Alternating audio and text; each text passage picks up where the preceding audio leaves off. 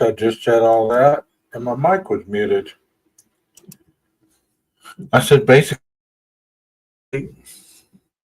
basically said hello everybody. My name is 12 Gauge. Welcome to my channel, 12 Gauge Investigative. I hope that you enjoy the channel and what I present. You know, sometimes talking about true crime is not the easiest thing, and sometimes reading true crime is not the easiest thing. But I choose to do both because I want to continue to learn what makes a killer do what they do. And not in an obsessive way where I want to end up turning into one myself, because Lord knows if that was going to happen, it would have happened a long time ago. But I'm interested in the methodology, the forensics part of it, because this semester I'm taking forensics and psychology, and I'm learning quite a bit, even though the semester just started. So hopefully I'll be throughout the coming months. Let me say hello to the couple people that are in the chat right now. Rondi, Leslie, and Billy, thank you for being here, you guys. Thank you for spending the Friday evening with 12 Gauge. No, 12 Gauge is not trying to tell you something. Not at all. Leslie, not at all.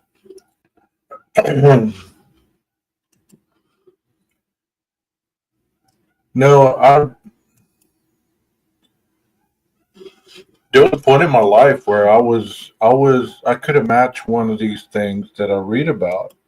That's why it's so interesting to me to read about it, because I think all the time I'm like, man, I was like that, or I did that, or I did this.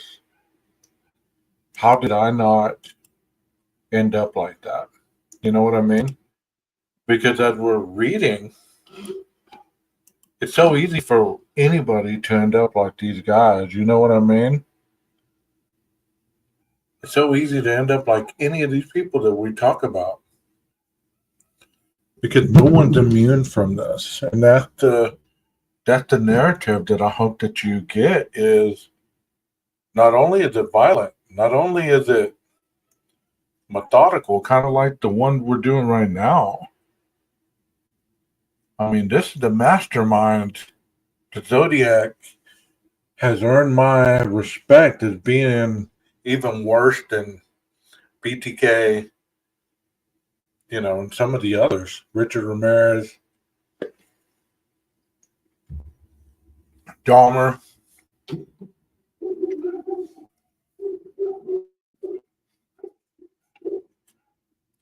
I don't know what's going on with StreamYard. So if I get booted, if I go away, don't leave. I'll be back as soon as StreamYard allows me to come back. So I don't know what's going on with it. But hopefully it shows out. So I'm going to start reading. So here we go. It says, Peekaboo, you're doomed. Soon thereafter, Avery received an anonymous letter which first brought to light the possible link between the Sherry Joe Bates murder and the Zodiac case. 4 months after Avery unearthed the Riverside case, Zodiac wrote for the first time to the Los Angeles Times, the paper with the largest circulation in California. Which comes as no surprise. Needing the authorities for their failure to apprehend him, he wrote, I do have to give them credit for stumbling across my Riverside. There are a hell of a lot more down there. The reason that I'm writing to the Times is this. They don't bury me on the back pages like some of the others. Let me put this on full screen. That way I can see it. Here we go. After confessing to a crime he might not have committed, he gave his latest probability grossly exaggerated victim tally of 17. After this, Zodiac fell silent for years, perhaps due to the incarceration or a period of treatment in a psychiatric hospital. The next confirmed letter from Zodiac was sent to the Chronicle in late January of 1974. This time he praised William Friedkin's 1973 film The Exorcist, based upon William Peter Blatty's 1971 novel of the same name, as the best satirical comedy that I've ever seen. In addition to more dark Mikado humor, he included a peculiar, never-explained symbol in the new murder tally of 37. 6 months later, the killer penned an anonymous note to the same paper. In his distinctive penmanship, but lacking the usual, probably intentionally misspelled words, which helped to establish that he was feigning poor spelling all along. He expressed consternation concerning the paper's poor taste and lack of sympathy in running ads for Terrence Malick's 1973 film The Badlands, loosely based upon the real-life 1958 killing spree of Charles Starkweather and Carol Ann Fugate, and set in the year following their actual crimes. The advertisements read, in 1959, most people were killing time. Kit and Holly were killing people. Zodiac remarked, in the light of recent events, this kind of murder glorification can only be deplorable at best. Not that glorification of violence was ever justifiable. 2 months later, Zodiac appears to have sent another anonymous note to the Chronicle, this time voicing the pseudo-concern about anti-feminist columnist Count Marco Spinelli. Put Marco back in the hellhole from whence it came. He has a serious psychological disorder, always need to feel superior. I suggest you refer him to a shrink. This was, of course, the proverbial pot calling the kettle black, and was probably penned in an iconic tone for the killer's own amusement. With that, the mysterious Zodiac seemed to have vanished for good. How are y'all doing? Y'all doing all right? Let me clear my throat. With that, the mysterious Zodiac seemed to have vanished for good, assuming, of course, that he did not in reality go on killing and making the crimes look like routine ones, that no one would ever think to link to him. Indeed, on several occasions, there has been speculation that homicides by other serial killers might, in fact, be the work of the Zodiac. This includes the case of the Unabomber Ted Kaczynski, a three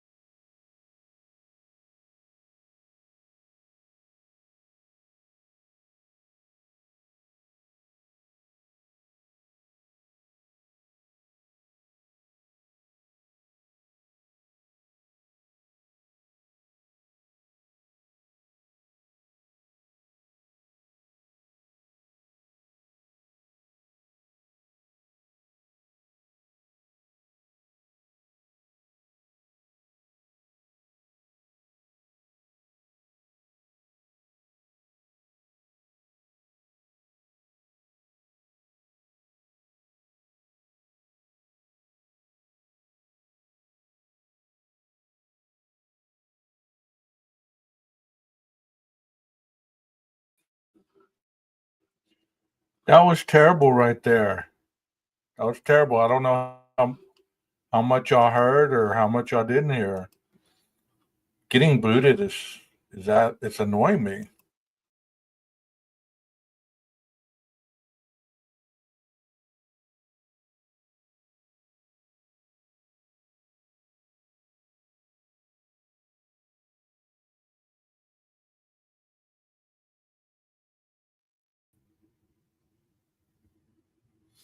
Hi, Dr. Gary. Thank you for briefing the chat with your presence. Yeah, I remember you saying that. I know. I remember you saying that that Koberger would be um, one that would fall into the mastermind area of category 16. I remember you saying that. I'm sorry about freezing, guys. I don't know what part y'all heard, what y'all didn't hear. I'll go back and read the last part just in case y'all didn't hear it.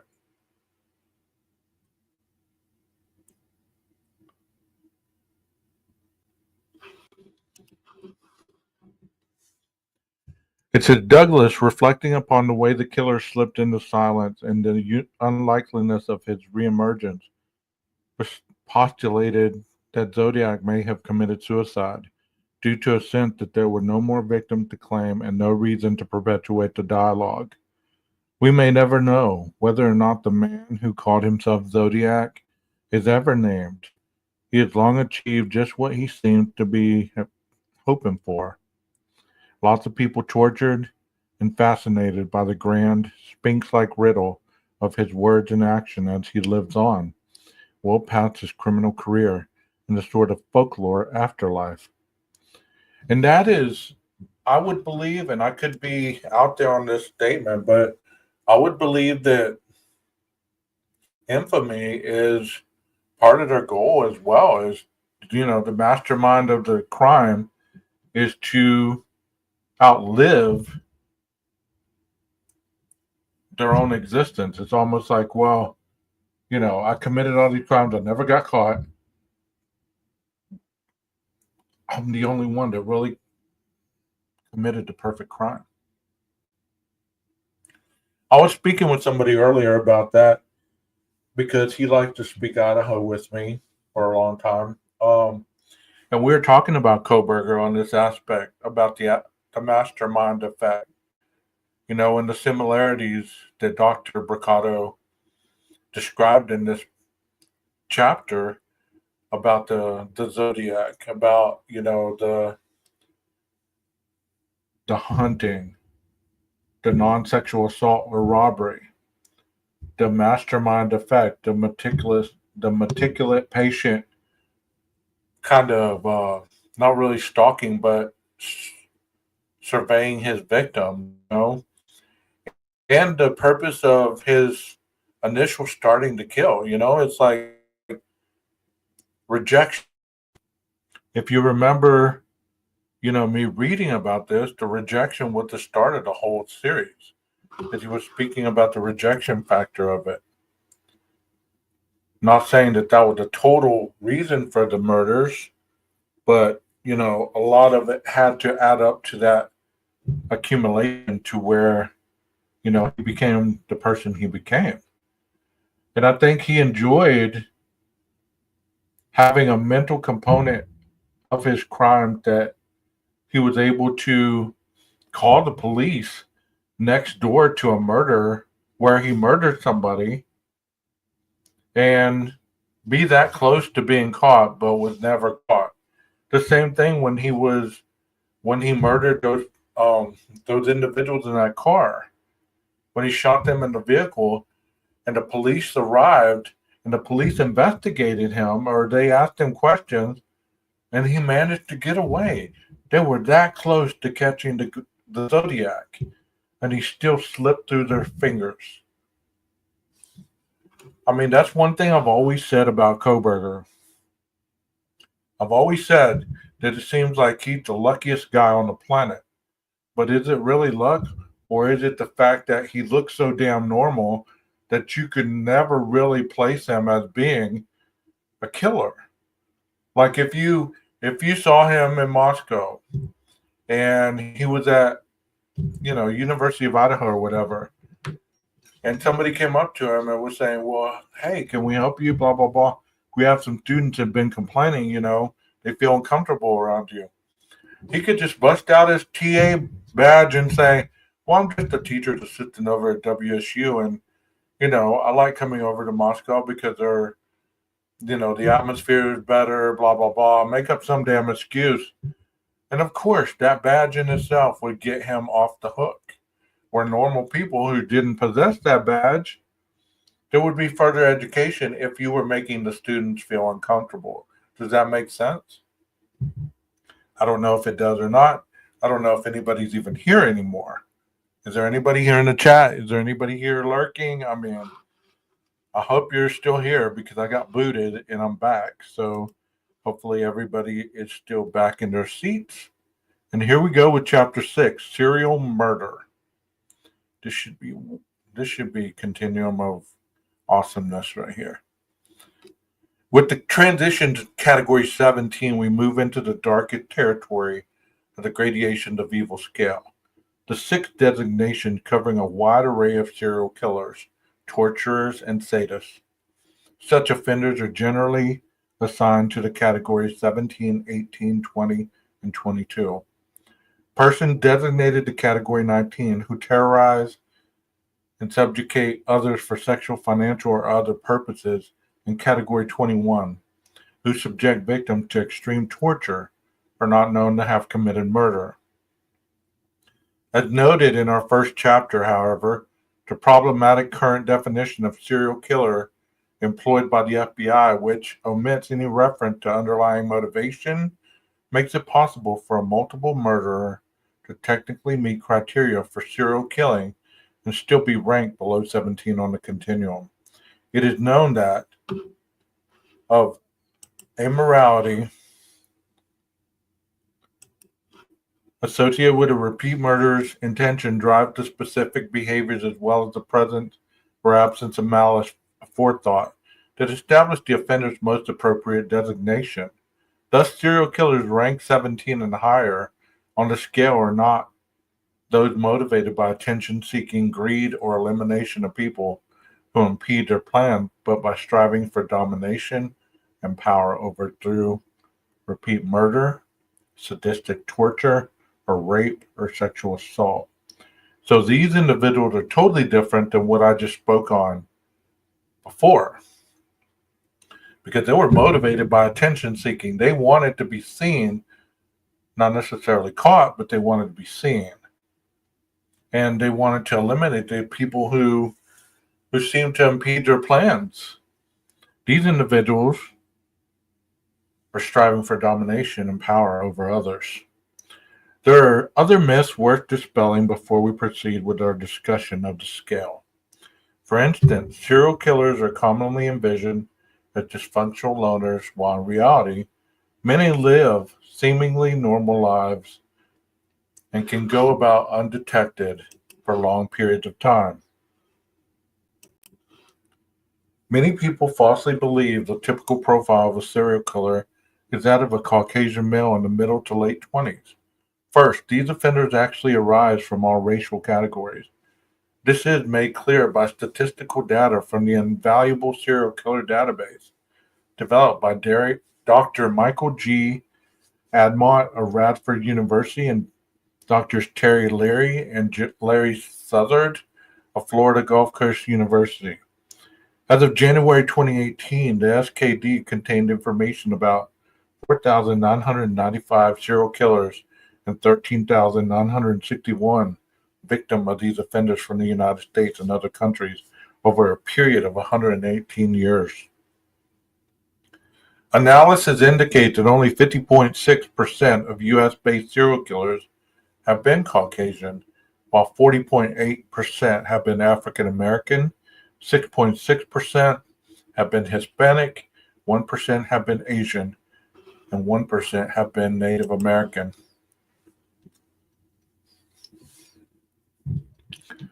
That's interesting numbers right there. Wow. Where am I at? I lost my spot.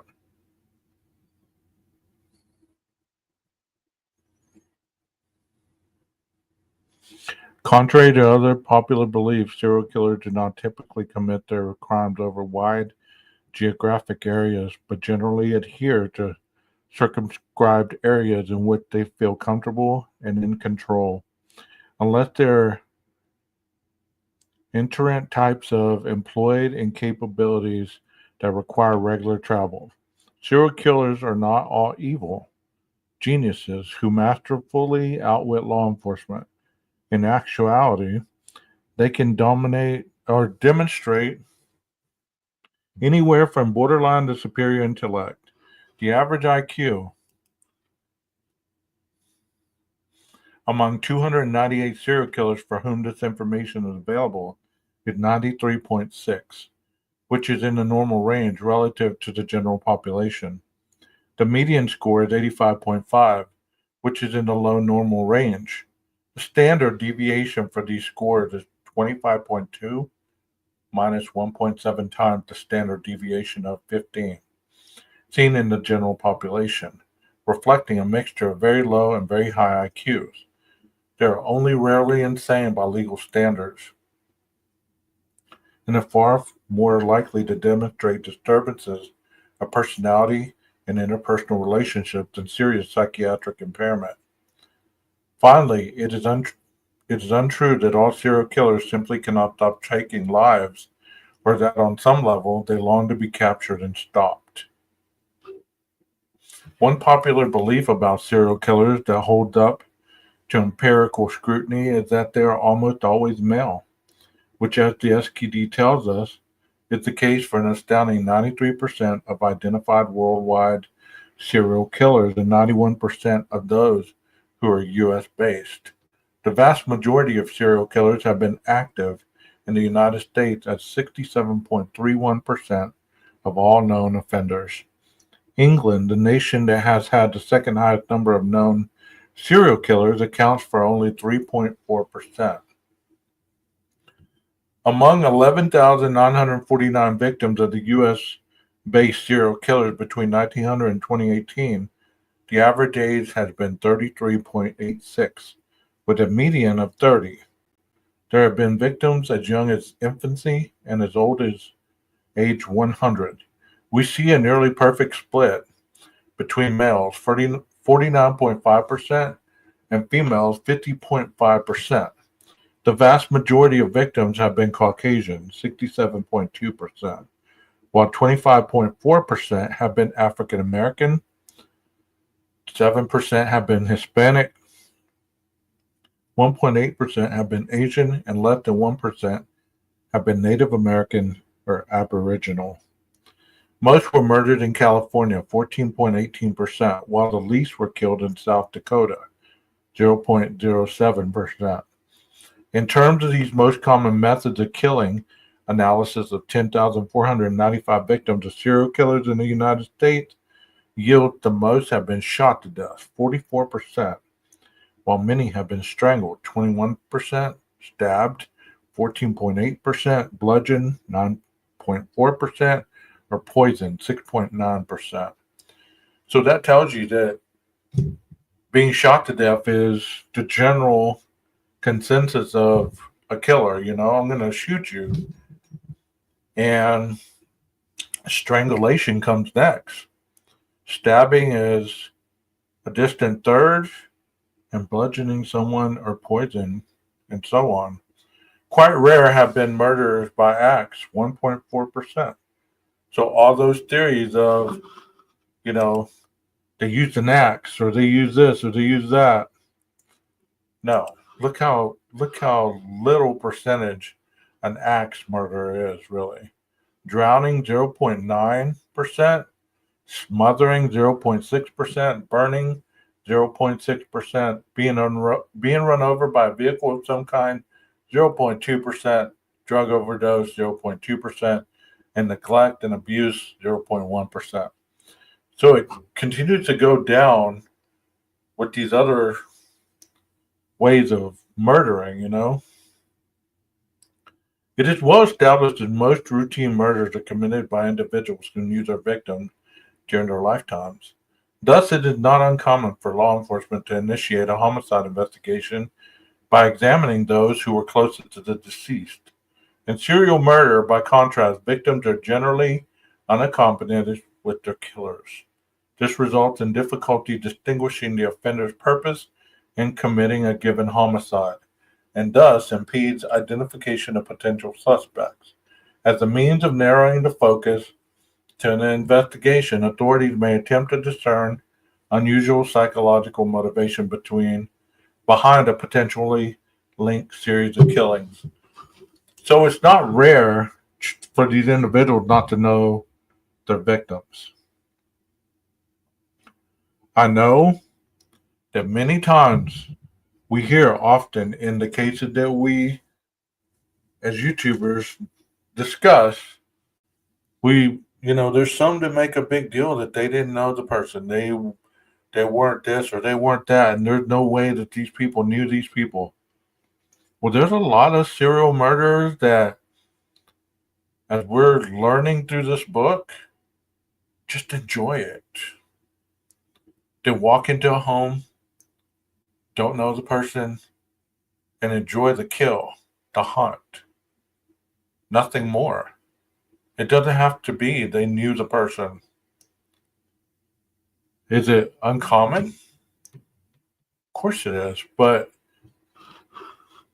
doesn't mean it doesn't happen.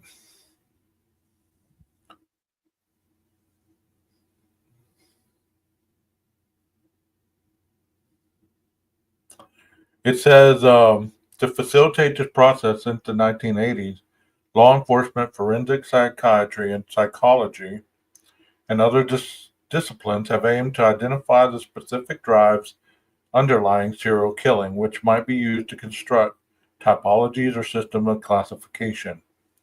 These are generally based studies of previous offenders who are thankfully exceedingly rare, constituting no more than 1% of all homicides. Some of the models developed to date have been simple and categorical, divvying up serial killers according to specific motivational or demographic factors or the overall degree of organization displayed in their behaviors and crimes.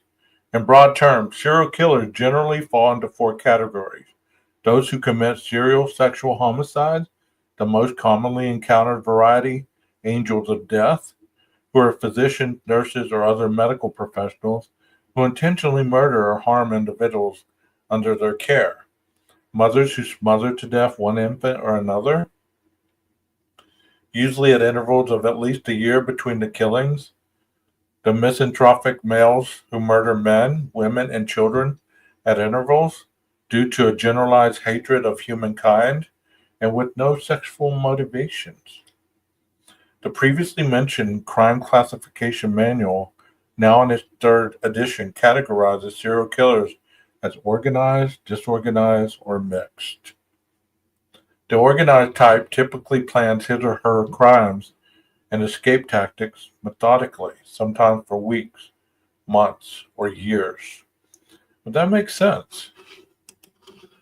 Because if you're going to commit a crime, don't you want to commit the crime and make sure you get away with it? Isn't that the whole after effect of committing the murder? The murder is the main dish, but the dessert is getting away with it. After a period of targeting and stalking, a victim is charmed or tricked during some social interaction and then abducted. Control is exerted over the captive once he or she is brought to some isolated location. This type of offender usually prepares an assortment of weapons and restraints.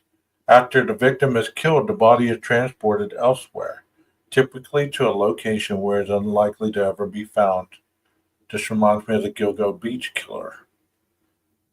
These individuals usually own vehicles. They are sometimes well aware of police investigative procedures and are adept at destroying evidence. Such killers are generally in meaningful relationships or married, sometimes raising children, intelligent, educated, and cunning, and competent, and gainfully employed as skilled workers. Because of this, they are difficult for authorities to identify. Of course, because they blend in just like everybody else. They're avid followers of their own press. They're constantly looking at their work. With each crime, the organized killer's criminal skills are improved. As a means of evading capture, the offender will sometimes change homes or places of employment. The actions of disorganized serial killers are so random and chaotic that behavioral patterns are difficult to identify, making them even more challenging to apprehend than the offenders of the organized type. Despite vague, intense fantasies about killing, the individual does not carefully plan crimes, which can transpire at any time, usually when the opportunity presents itself. The victim is typically assaulted with some object found nearby, such as a large rock or heavy tree branch, in a violent blitz attack and then left out in the open in the place of death. This reminds me of two crimes, the Rachel Morin case and the Lake and Riley case.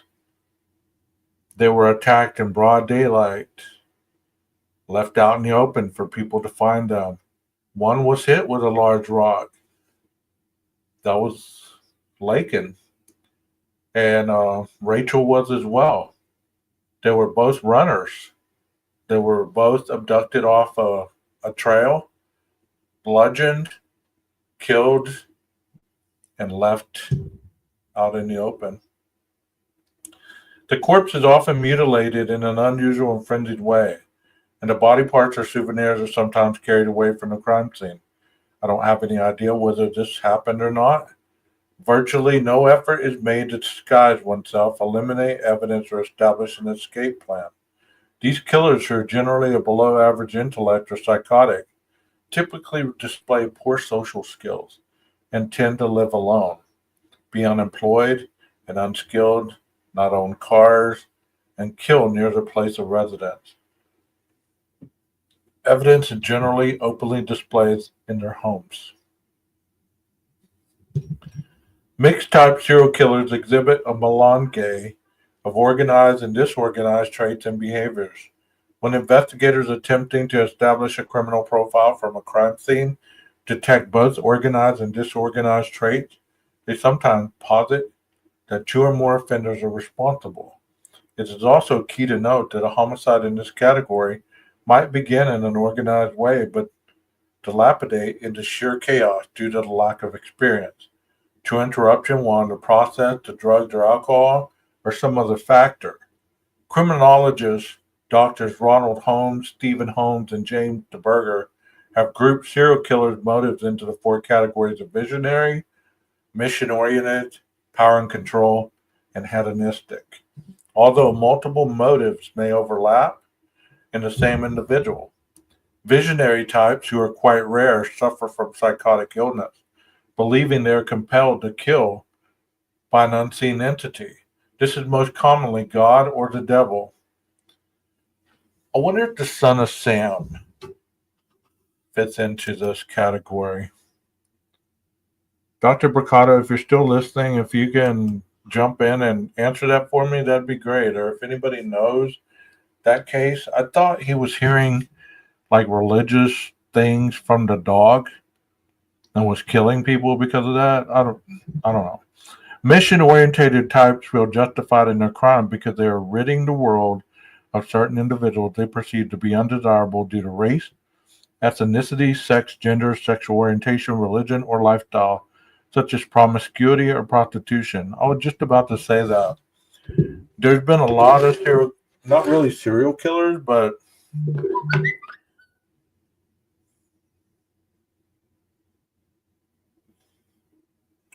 um, there's a case that I was watching out of, gosh, it was in Cleveland, I guess, somewhere around there. The Grim Sleeper case, and he would kill prostitutes. He killed a lot of them, and due to the fact that he viewed he viewed their lifestyle, he hated prostitutes, but he still was attracted to a prostitute. You know what I mean? It's like, but he ended up killing them. And it was, if you've never heard of that case, go look at it. It's called the Grim Sleeper. I'm not certain on the city, but that case is quite interesting. They're generally not psychotic. Power control killers wish to gain the exert dominance over their victims, sometimes as a means of dealing with long-standing feelings of inadequacy and powerlessness, secondary to childhood abuse or some other factor. When sexual elements are present here, they are part of the process, dominating victims and not motivated by bona fide lust. Hedonistic serial killers seek excitement and draw pleasure from murder, viewing victims as expendable means to an end. This group is subdivided into three subcategories: lust killers, thrill killers, and comfort killers. Lust killers are heavily fantasy oriented and seek sexual gratification from living or dead victims.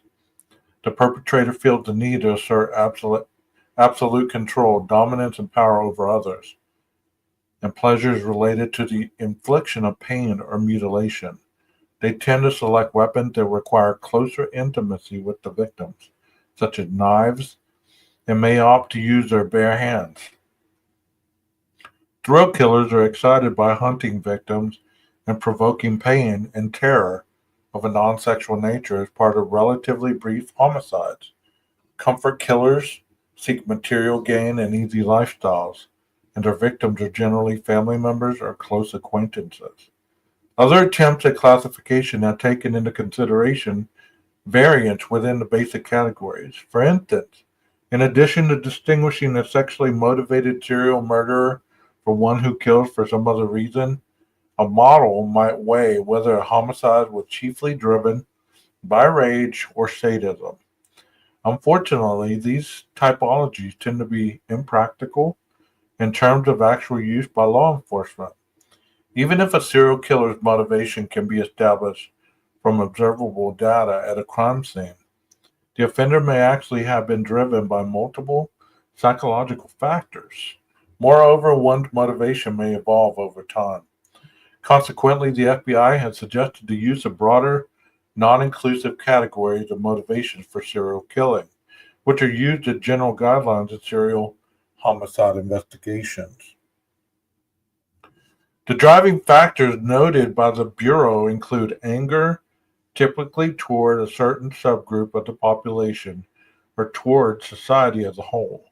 Financial gain, as seen in murders during robberies or for insurance money; criminal enterprise, where killing brings one income or status within a gang, drug ring, or organized crime group; and psychosis, which will be discussed at length when we arrive at Category 20.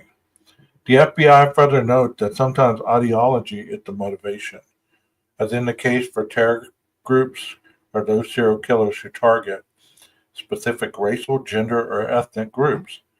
As indicated in our introduction, those who commit murder in the name of terrorist organization are omitted from the gradations of evil scale.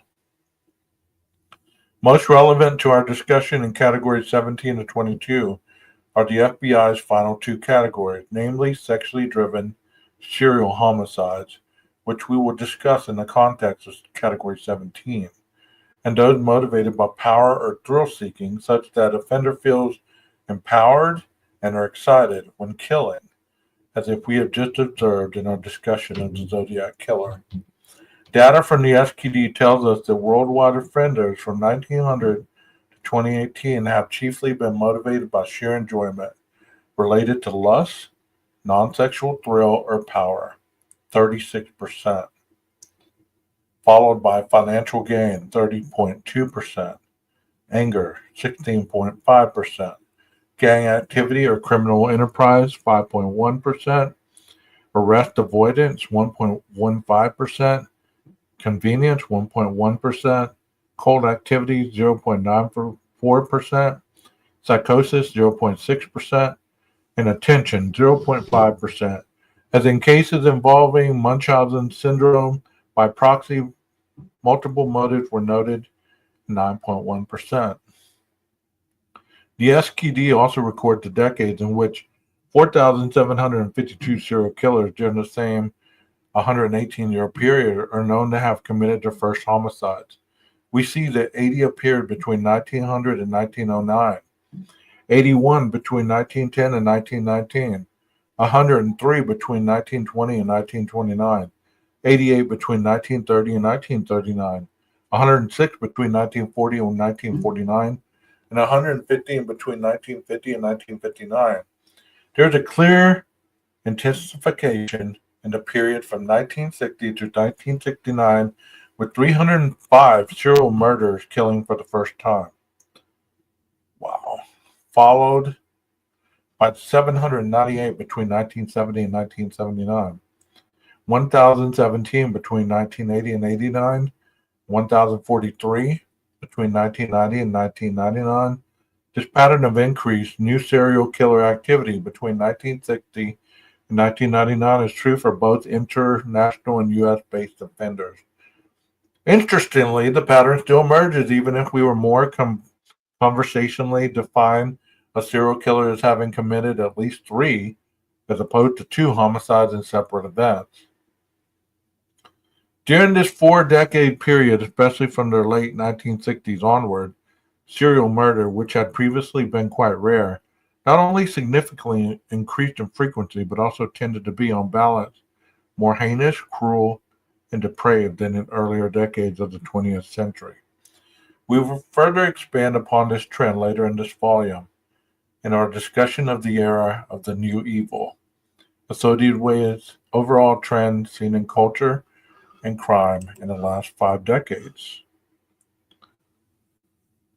Whew. According to the SKB in the United States, 1981 was the peak year for the most active serial killers. Regardless of whether we use the 2-victim, 191, or 3-victim, 128 criterion, the period of 2000 through 2009 showed a reduction in the number of new worldwide serial killers at 714. And the period from 2010 to 2018 had yielded 302 to date, a noteworthy decline seen both internationally and in the U.S., which warrants explanation. How are we to explain the comparative rarity of serial killers here, in the sense of men committing serial sexual homicide prior to the 1960s? Some have suggested that the more sophisticated law enforcement techniques and improved record keeping and electronic interstate data systems relative to the early half of the 20th century have facilitated the identification of this type of offender. Thus, some have suggested that serial killing may have been similarly common in earlier decades but gone less noticed. We have not, however, found any real support for the notion that acts of serious violence were underreported in decades and even centuries past. Legal trials involving lethal aggression have routinely been well reported in the Western world, at least since the advent of newspapers, although prior to the 19th century. The depth of coverage was related to whether or not an offender was sentenced to death. In earlier times, even ordinary murders such as jealousy-related or spousal homicides were viewed as warranting execution and were therefore duly recorded and widely circulated by the means of their respective eras. In part 2 of our book, Dr. Stone and I will explore an alternative explanation for the surge of the serial killer activity by sexually perverse and sadistic males, which we observed emerged during the 1960s and late 1990s, overwhelmingly concentrated in the United States. Before I read on, I wonder if like the 1960s, was the decade of, love and peace and all that. I think that was during the decade when Manson was doing his thing, when I think Richard Ramirez was in the 70s or maybe 80s. I could be wrong. But the 60s were definitely a time of love, and then it kept going on. So overwhelmingly concentrated in the United States, we posit that this reflected a fierce backlash on the part of some males, especially working class men, against women in the wake of the sexual revolution. Since the latter had become active in the workplace, attained access to contraceptives and abortion, and begun leaving abusive husbands, as we will discuss in some detail, this fury does not appear to have vanished since the 1990s, but we have reared its ugly head in other forms, sometimes less overt than serial sexual homicide.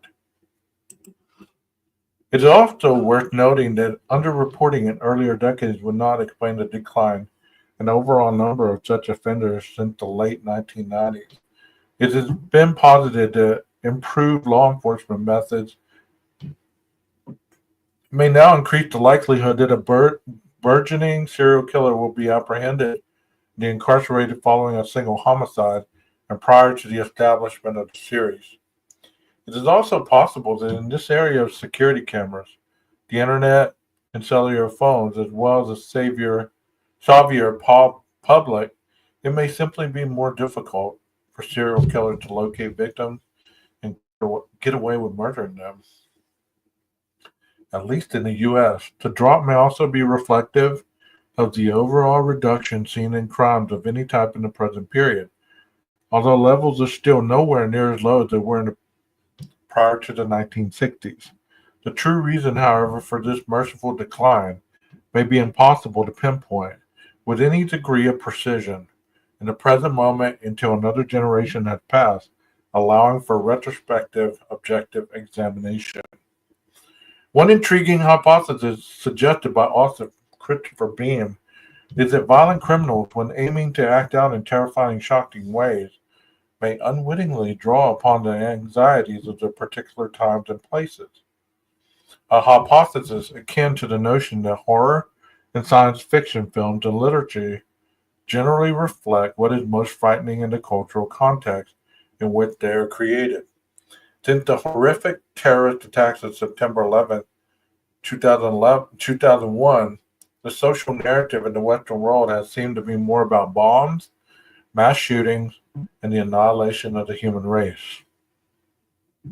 So criminals may not have abandoned serial murder so much as opted for more current and less serialized methods of playing out the same motivation we have delineated in the current chapter. Yeah, I've heard of that as well. It's kind of like they move with the times. Whatever is trending, that's typically what the killers adapt into their method.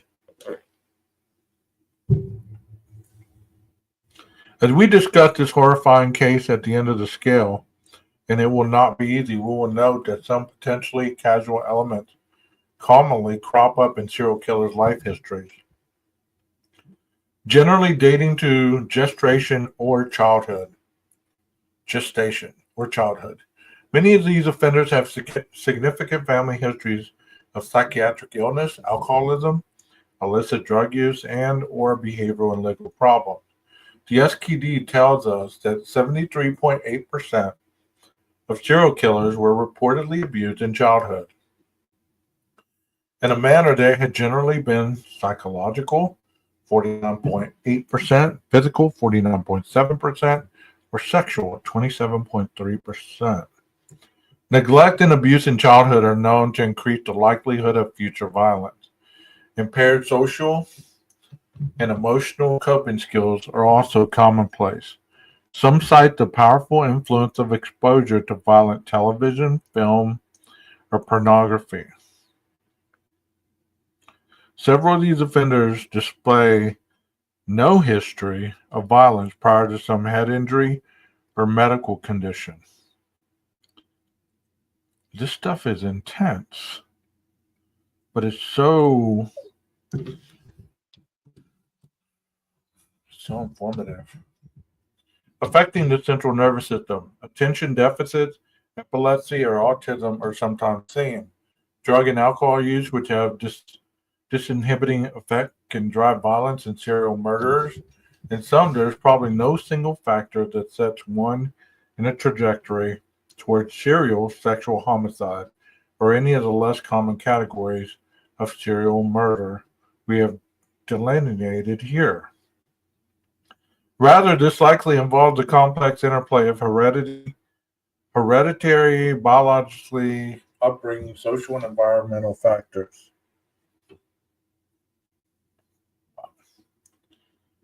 I keep losing my place. Blah, blah, blah, blah, blah, blah, blah, blah, blah. Factors. Where's the word factors at? Interplay, social environment, there it is. And personal choices made throughout the process of development. Certainly, additional research is required to identify the specific developmental pathways that generate these types of offenders. Whatever the antecedents, the reader will also note several commonly encountered features among these offenders. Psychopathy is most universal among serial killers. A small number demonstrate severe mental illness, such as mania or psychosis. It has been proposed that a disproportionate number would demonstrate fire setting, bedwetting past the age of 12, and animal torture, but this triad of traits is controversial, as we shall discuss in a later chapter. A sense of powerlessness, sometimes related to abuse, neglect, or loss, often leads to the development of intense fantasy life, involving themes of dominance, control, sexual conquest, and violence, which eventually spills over into real-life behavior. Serial killers also frequently engage in paraphilias, that is, intense, frequent, sexually arousing actions, situations, or fantasies of an abnormal nature, which might involve in certain objects, children, or non-consenting adults, for the infliction or enjoyment of pain or humiliation. We will further discuss the latter topic as we progress to category 17. Let me take a break, see who's all in here.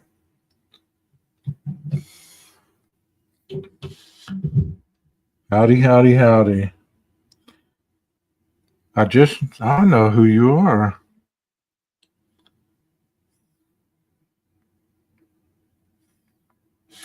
I know who you are.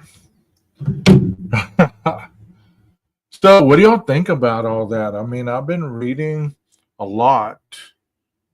What do y'all think leading up into category 17? You know, how it described and how it's statistically broken down for you. And,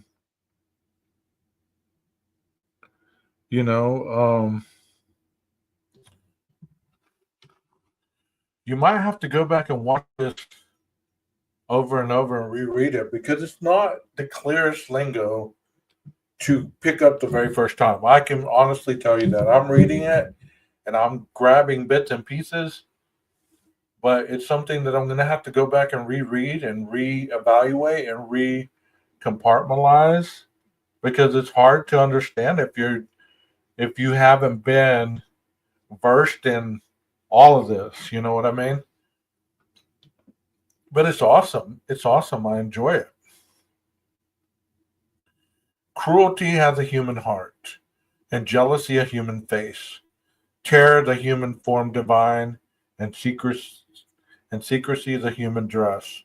The human dress is forged iron, the human form a fiery forge, the human face a furnace sealed, the human heart its hungry gorge. William Blake, A Divine Image, Songs of Experience. Okay, so we're going to start chapter 17. And as you heard earlier, this is going to be a chapter that's going to be kind of raw. So, you know, y'all be prepared for it. If anybody wants to come up and read, I will let you. You know, you're fine, Jim. Welcome. You're fine. You're fine. Here we go with category 17. This is the designation for serial killers who are primarily motivated by rape or sexual assault of some other type, and who commit murder, albeit in sometimes extremely brutal ways, generally for the purpose of eliminating witnesses. There is no protective physical torture beyond the horrors of the sexual assault itself. In other cases captured here, a killer repeatedly acts out in a sexual fantasy having to do with complete domination over another human being, murdering the victim in order to achieve sexual gratification. Among more disorganized types in this category, such control and power fantasies are sometimes further expressed with postmortem mutilation or necrophiliac actions involving corpses or body parts. On occasion, the inanimate victim is mutilated like a doll or marionette according to the will of the murderer. Understanding this type of offender requires some discussion of the subject of rape, an evil affecting individuals of every age, sex, gender, race, ethnicity, socioeconomic group, and sexuality, and one that is quite challenging to properly define. Its legal definition within the U.S. varies according to jurisdiction, but it has been broadly defined by the FBI as the penetration, no matter how slight, of the vagina or anus with any body part or object, or oral penetration by a sex organ of another person without the consent of the victim.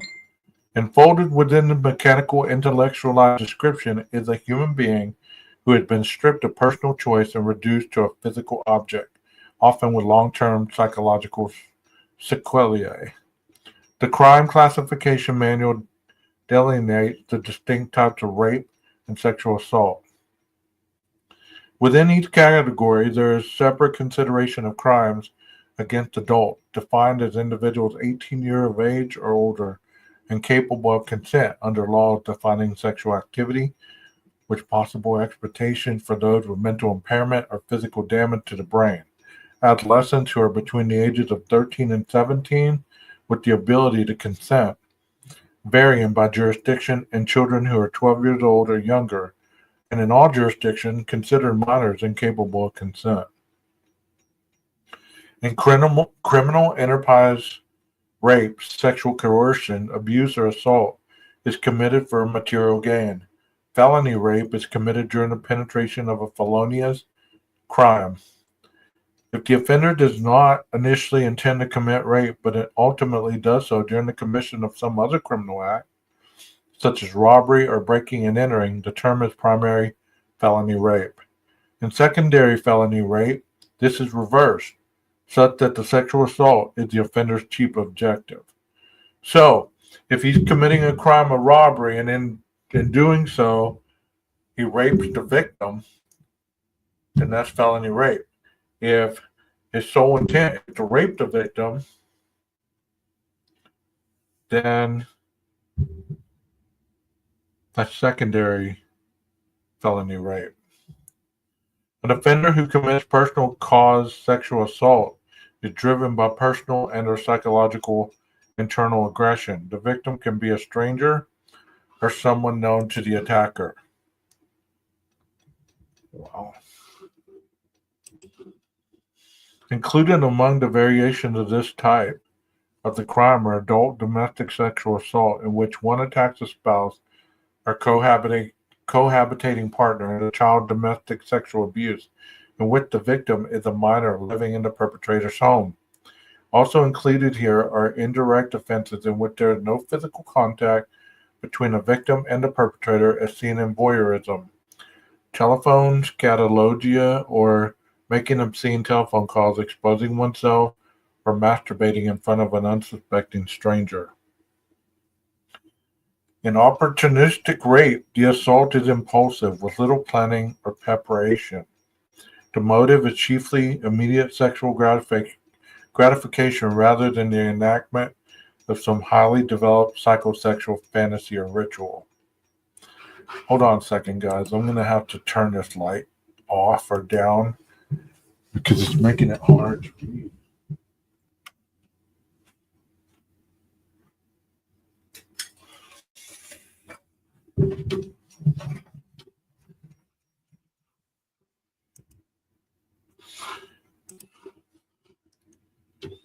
In social acquaintance rape, the offender and victim have a prior relationship, as seen in date rape situation. There are several subtypes. Subordinate rape involves the abuse of an authority relationship, or imbalance of status to take advantage of a child or adult victim. Exploitative rape is categorized by generally a low degree of expressed aggression, not exceeding what is required to force a victim to comply with an attacker. Power reassurance rape typically begins with the sudden unexpected assault of an unknown individual. Here, the offender uses the rape or sexual assault as a measure of virality and to compensate for sexual inadequacies, sometimes fantasizing outrageously that the victim will enjoy the experience.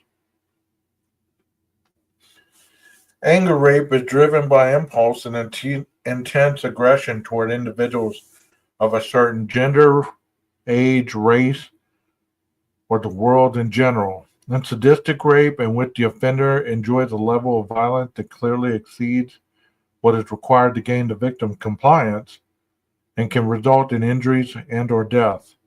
In the latter, it is the victim's pain that arouses the attacker. Note that the definitions of entitlement, anger, and sadistic rape are related to the degree of aggression displayed by the offender.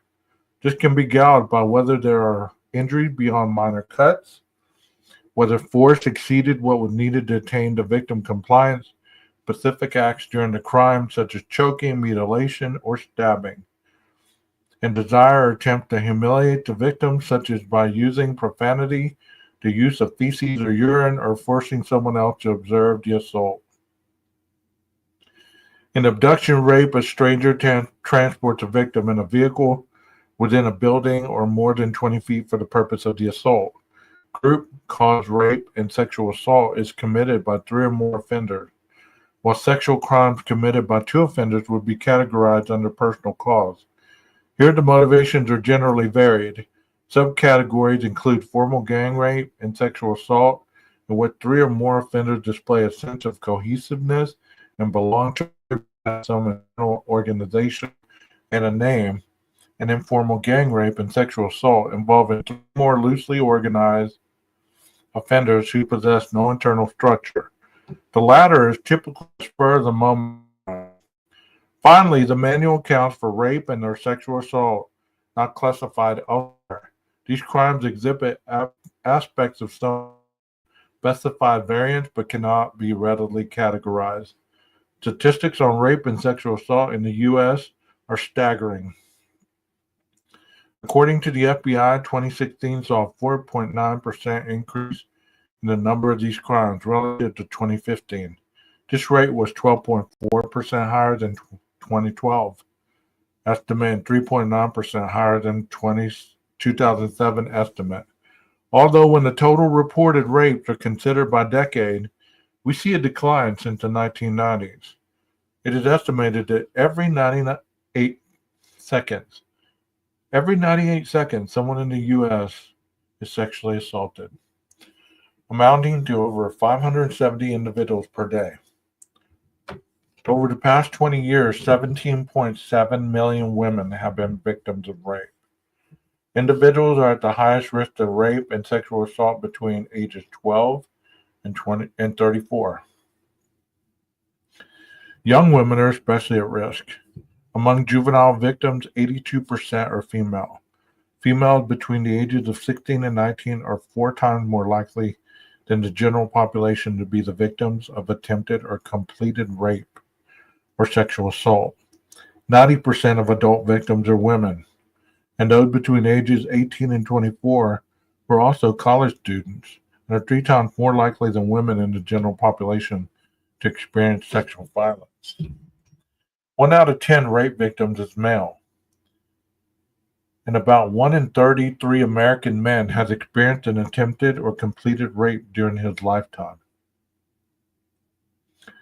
amounting to an estimated 2.78 million assaults.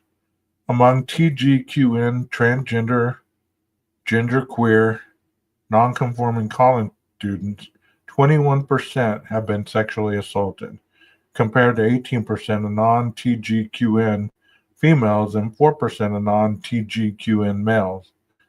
One particularly troubling statistic concerns the number of accused rapists who will go free, which is estimated at 99%.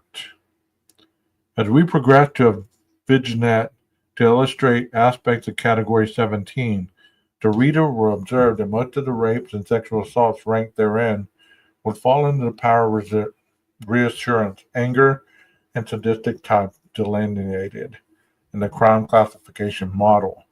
It should be noted that rapes and sexual assaults meeting the main criteria for the sadistic type do not necessarily involve physical torture.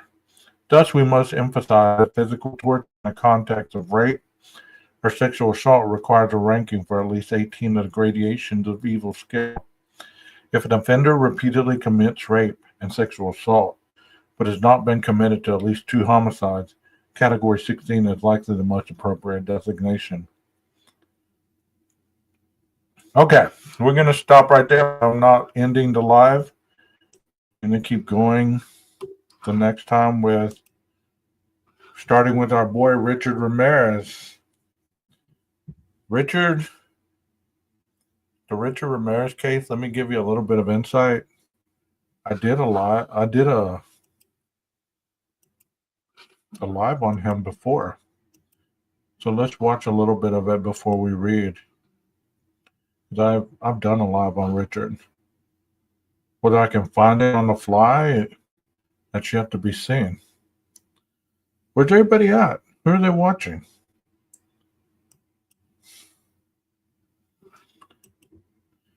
It's Friday night. They're probably out doing Friday night stuff. Wouldn't you think? They're out doing Friday night stuff. How's everybody doing tonight so far? Are y'all enjoying the reading? Are y'all enjoying what I'm presenting here? Even though I'm presenting it, it's not my work. I can't take credit for it. Dr. Gary BRUCATO and his team wrote this book. And the last I heard, he has 2 other books coming out. So whenever they come out, I probably will continue reading those. And hopefully one day have Dr. Gary on panel.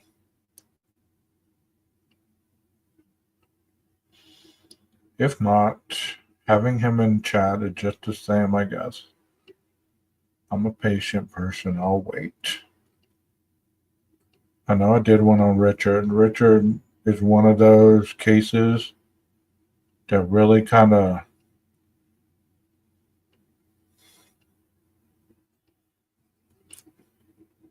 really perplexed me a little bit.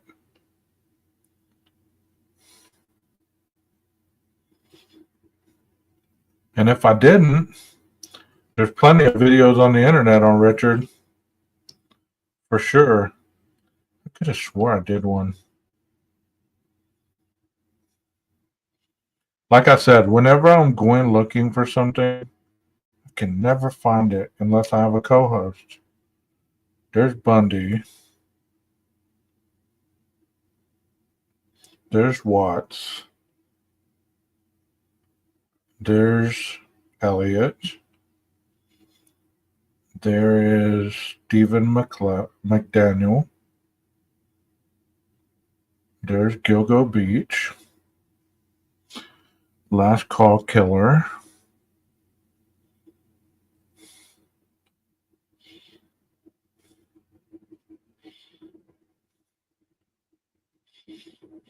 I'm pretty sure I did Richard, but there's Raul Mesa.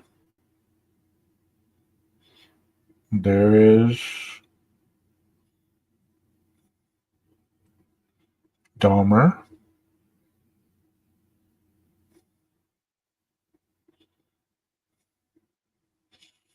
There is Ellen Greenberg.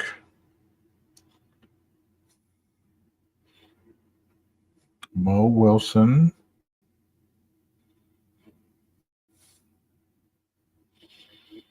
Lady Bird Lake.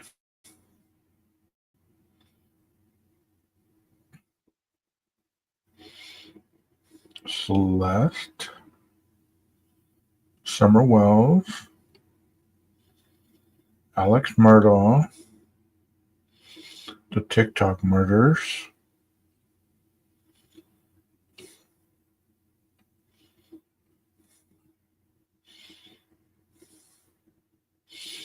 little bit of Delphi, Suzanne Simpson,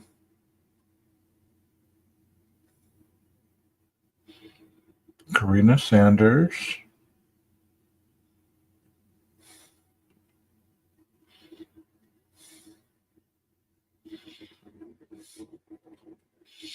nobody said anything about Emma Baum. I haven't heard anything about her. Nothing. After there for a little while, we were concentrating on her. Haven't heard anything about her. I haven't heard if she's been found, if they have any new leads, any of that stuff. That's sad. She just vanished without a trace. Nobody's seen her, heard from her, or anything. That's just terrible, don't you think? I can't imagine having a family member just vanish and not know what happened to them. Especially if they were pregnant, they were about to give birth.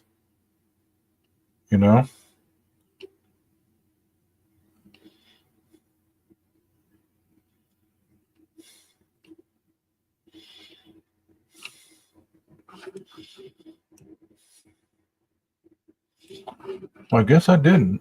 Well, let me find something on Richard that is not going to get me copyrighted, because it's an interesting case.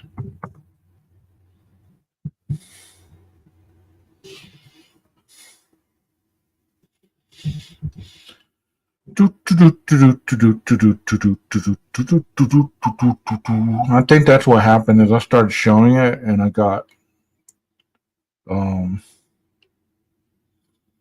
copyrighted and it made me stop it. Let's see if this one will let me play it.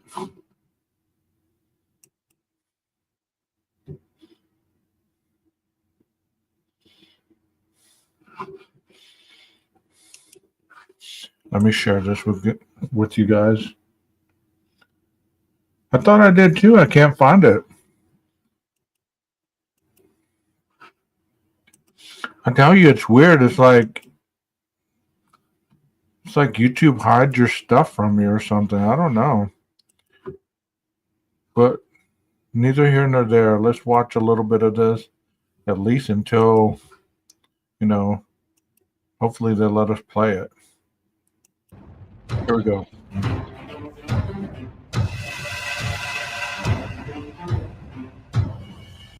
According to Jim Doyle, writing the San Francisco Chronicle, the bride, Doreen Leoy, age 41, was a freelance magazine editor with a bachelor's degree in English and an IQ of 152. The groom, serial killer and rapist Richard Ramirez, was on death row, awaiting execution. 7 years earlier, in 1989, Ramirez had been convicted on 43 counts, including 13 murders, and the authorities have good reason to believe that he had committed several others. For over a year, starting in the spring of 1985, the residents of Los Angeles County lived in fear of the anonymous Night Stalker, as he was called, forcing many to alter their nighttime habits, install better locks on their doors and windows, and invest in electronic security systems. The newspapers dubbed him the Night Stalker because he always attacked at night, like a vampire. The visiting room at San Quentin, with its rows of orange plastic seats bolted to the floor and various vending machines lined up against one wall, was crowded that day with other prisoners and family members who had come on their appointed visiting day. Many of them stared at the infamous inmate and kept their distance, even though the Night Stalker seemed considerably less ferocious than he had been when he had spooked the courtroom at his lengthy trial back in 1989. You know what's interesting, and I've done a video on this before, is it seems like the most horrendous killers have the biggest followings. It's like he got married while he was in San Quentin. He got married to a wife, and She followed, go and visit him and things like that. It's kind of like with some other popular individuals. They get these individuals that are fascinated by them being murderers, killers. Tell me what you think in the chat. Would you be attracted to a serial killer? Instead of his signature dark glasses, Ramirez, now aged 36, wore round prescription glasses. He moved a bit hesitantly and seemed ill at ease. The long-haired brunette who longed to be the Night Stalker's bride had first contacted Ramirez after his arrest in 1985 and had written him nearly 75 letters during his incarceration. He finally proposed to her in 1988, but prison rules delayed their wedding. Other women tried to steal him away from her, visiting him in prison and lavishing him with all kinds of attention.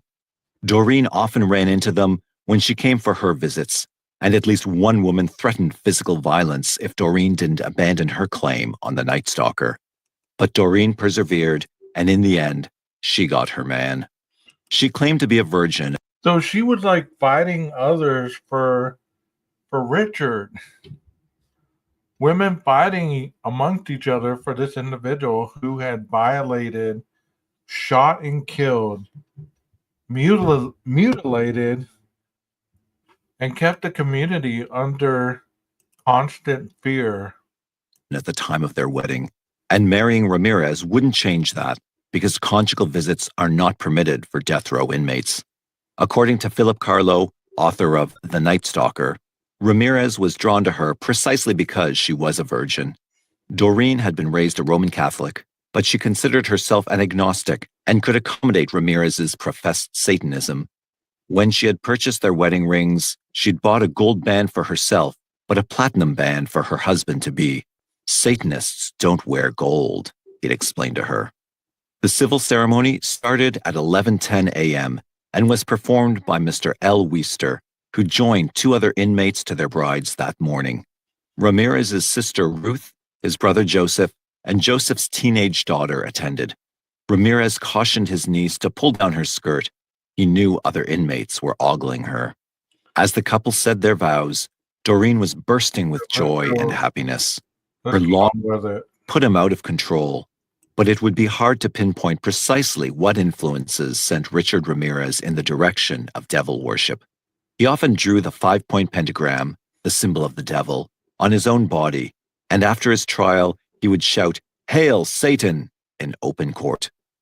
He was a big fan of rock bands who sung about Satanism, particularly the Australian heavy metal band AC/DC, whose album, Highway to Hell, was Ramirez's absolute favorite.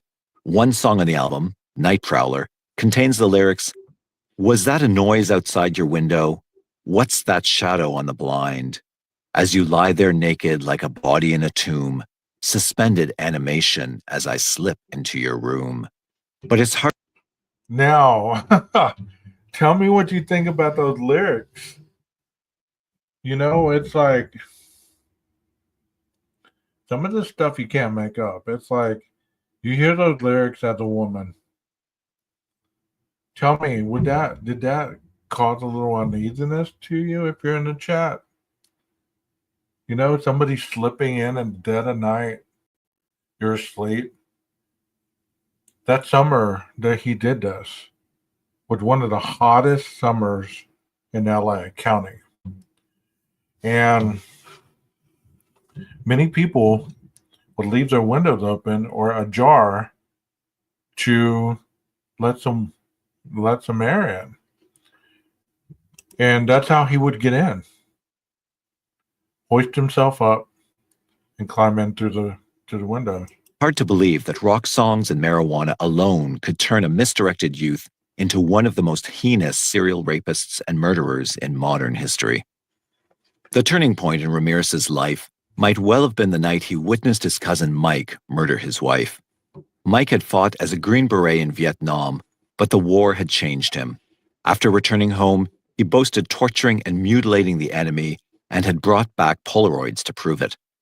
He and his 13-year-old cousin Richard would hang out all day, getting high, which is just what they were doing when Mike's wife started to nag him about getting his life together and finding a job. Mike pulled out a gun to shut her up and shot her in the face, killing her. Ramirez was splattered with the woman's blood. Mike's lawyer pointed to the incredible stress of his horrible war experiences as a mitigating factor. He was ultimately convicted, but the judge was lenient in his sentencing. Mike had a significant influence on Richard. So they say that this was the litigating factor that started it all. He witnessed his uncle murder his wife, and his uncle would show him photos which were like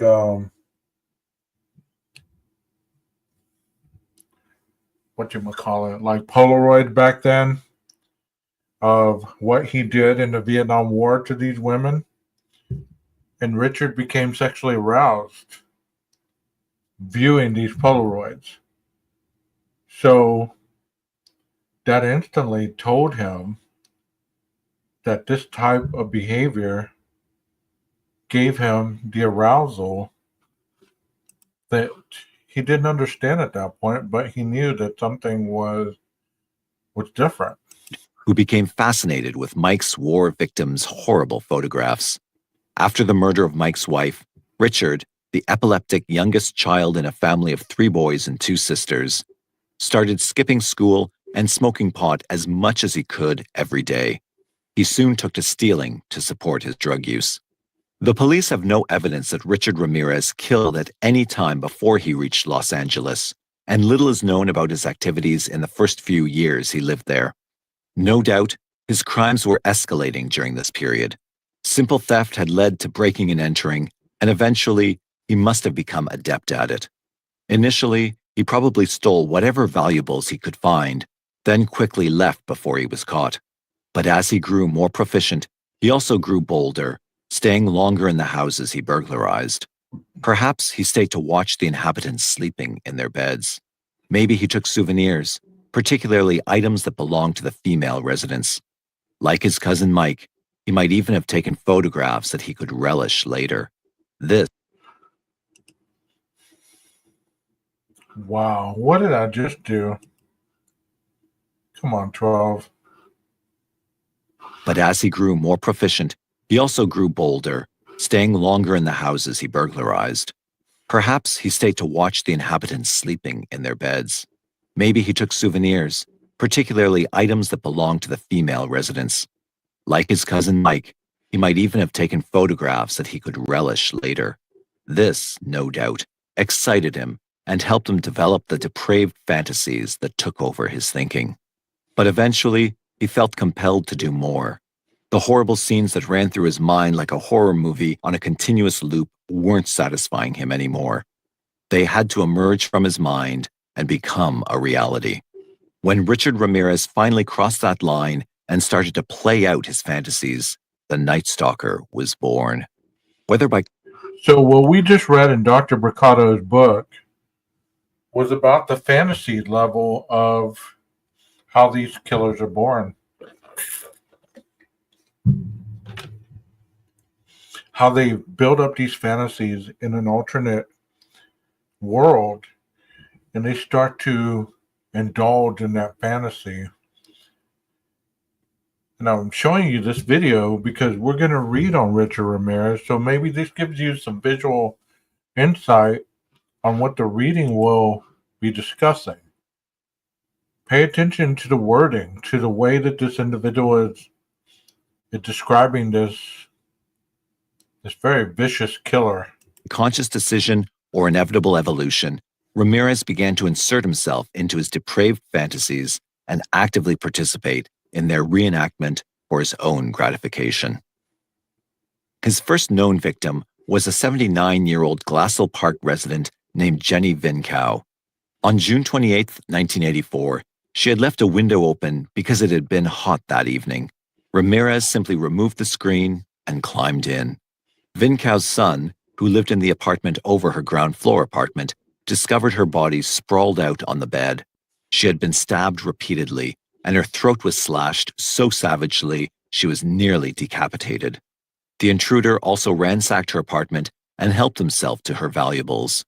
Fingerprints were recovered from the windowsill, and the autopsy revealed signs of sexual assault. The Night Stalker's fantasy had finally become a reality. It would be 8 months before he struck again. No doubt Richard Ramirez, like most budding serial killers, fed off the memory of his first victim, reliving the experience of rape and murder over and over again in his mind. If he had taken what criminal So think about that a little bit. They say that serial killers reenact their crime in their head. They relive the moment. So if he took any souvenirs, he would be able to sit there and kind of just dive into his fantasy of what he did. The luring himself through the window, going in, doing what he did. And then relishing in his kill with the souvenir. profiles call a souvenir a hairbrush, a piece of underwear, eyeglasses, any object intimately connected with the victim. He might have used that to stoke his recollections and help him elaborate on his fantasy. But eventually, the mental reenactment of that initial crime wouldn't be as satisfying as it had once been. The killer would need a new experience to replenish the fantasy. He might have tried to control himself for a period, but the pressure within him was mounting. Eventually, he would give in to his compulsion and do it again. So, did you hear what he just said as well? The pressure in him was mounting. And before long, he gave in to his compulsion. So, when people talk about killers, and when they talk about murderers, and they talk about these individuals, that there's no way that this could have been this type of person only doing this one time for the first time. You just never know how long that compulsion has been building up, how long the fantasies have been building up, for them to finally give credence to that voice that won't shut up in their head until they finally do make it real. And once they make it real, they've tasted, they've crossed that line, the point of no return. On March 17th, 1985, at 11:30 p.m., 20-year-old Angela Barrios was just returning home from a long day at work. She lived in a condominium that she shared with a roommate in Rosemead, a middle-class town northeast of Los Angeles. She pulled her car into the driveway and opened the garage door with a remote control. She was tired and hadn't had dinner yet. All she wanted to do was get inside and unwind. But as she got out of her car, she heard something behind her. A dark figure suddenly rushed up to her. He was tall and dressed entirely in black. A navy blue baseball cap was pulled down low over his brow. He was holding a gun. And I know I keep stopping it. I don't want to get copyrighted, and I want you to watch this. So that's why I keep stopping it. That's why I keep talking. One thing that I believe that individuals don't understand when it comes to a criminal act happening, it's the ferocity, the violent, the quickness of this event happening. It's not like the individuals is walking slowly like the movies, like Jason Voorhees or Michael Myers. This is a bam, I'm on you. I'm doing what I do to you. I'm not wasting any time. This is what I'm going to do. I'm focused. This is not one of those I'm going to take my time slowly walking in, slowly walking up to you and doing what I'm doing. I'm going to attack. And it's going to be fast. Because the faster I do it, the more intense my fantasy is, the more intense and violent the rage and the overwhelming feeling of me giving into this is an eruption of emotions within the brain that cannot be administrated in other ways.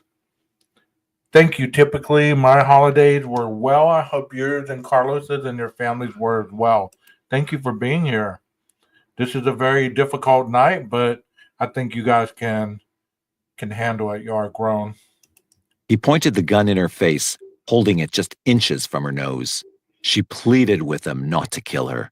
She tried not to look at his face, hoping that he might spare her, but she couldn't help but look. His eyes were cold and hard.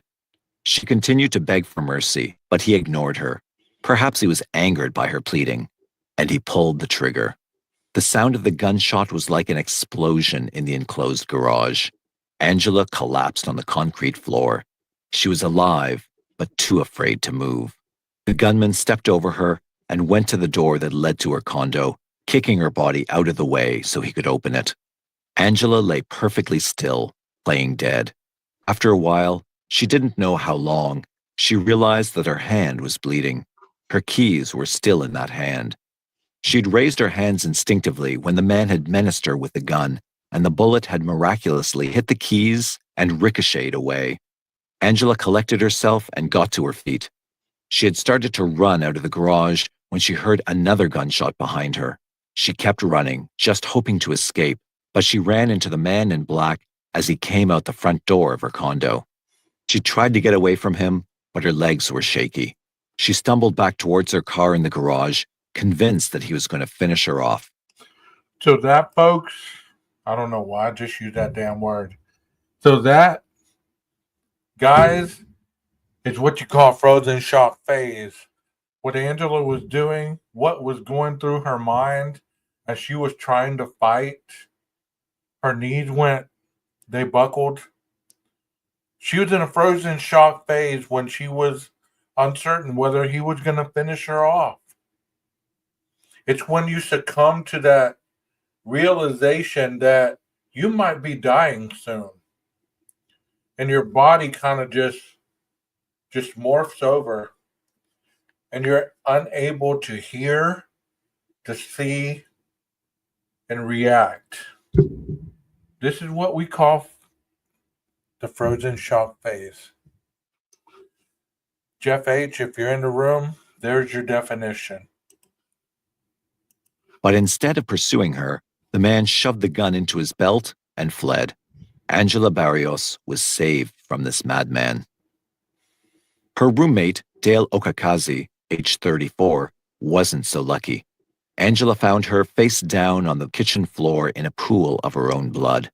There was blood everywhere, on the walls, furniture, and appliances. Angela ran to her side to check for signs of life, but Okakazi had been shot through the forehead. Angela grabbed the phone and called 911. Later, when the police searched the crime scene, they found the killer's baseball cap in the garage. What happened exactly inside the condominium is unknown, but for some reason, killing Dale Okazaki was not the experience Richard Ramirez had hoped for. Incredibly, that same night, he struck again in nearby Monterey Park. According to author Clifford L. Leindecker, a policeman was dispatched to investigate an empty yellow Chevrolet parked with its motor running. The transmission was in reverse. The car parked behind it was keeping it from moving any farther.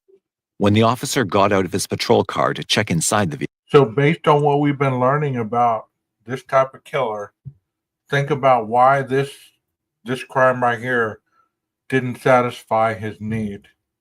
Because the first crime, what did he do? He sexually assaulted. He controlled the situation. This situation was interrupted in so many ways, but he still had to go through the motions of completing it. And plus, he didn't get to sexually assault either one of them. So this was just like, I got to kill and see if that's enough for me. And I got to get the hell out. So his hunger for what drove him was still beating in him, and he had to go find another one later on that night. Vehicle found an unconscious woman lying on the ground nearby. The officer ran to her and immediately checked her vital signs. He noticed that her stockings were ripped and that there was an ugly bruise on her leg. She was alive, but just barely. He ran back to his car and radioed for an ambulance. When he returned to the woman, he discovered a metal medallion and a torn section of a $20 bill on the pavement. He tried to revive her, hoping she could tell him what had happened, but her breathing was labored. He could tell she was in trouble and needed immediate medical attention, but in the dim light, he hadn't noticed that she had been shot several times. The woman, a 30-year-old Taiwanese native named Xia Lian Yu, known to her friends as Victoria, died before the ambulance arrived. The killer was in a frenzy. Killing Dale Okazaki had not satisfied his need, so on the spur of the moment, he had attacked Xia Lian Yu. But murdering and assaulting her might not have done it for him, because he murdered an 8-year-old girl in Eagle Rock, California, 3 days later. A week later, on March 27, 1984, he emerged again, and this time he found an MO that worked for him. On the morning of March 27, 1984, Peter Zazera arrived at his parents' home in Whittier, California. His 64-year-old father, Vincent, had retired from investment counseling and now operated his pizzeria. His mother, Maxine, 44, was an attorney. Peter rang the bell several times, but no one answered, so he let himself in. What he found was horrifying. His father's body was on the sofa in the den. He'd been shot through the left temple. He appeared to have died instantly. Mrs. Zazara was found stretched out in bed, face up and naked. Her eyes had been gouged out, the bloody sockets empty. She'd been stabbed repeatedly around the face, neck, abdomen, and groin. There was a sizable T-shaped knife wound in her left breast. An autopsy later revealed that, like her husband, she'd first been shot in the head and had probably died instantly. The stabbing and mutilation were done post-mortem. The house had been ransacked and valuables were taken. With these killings,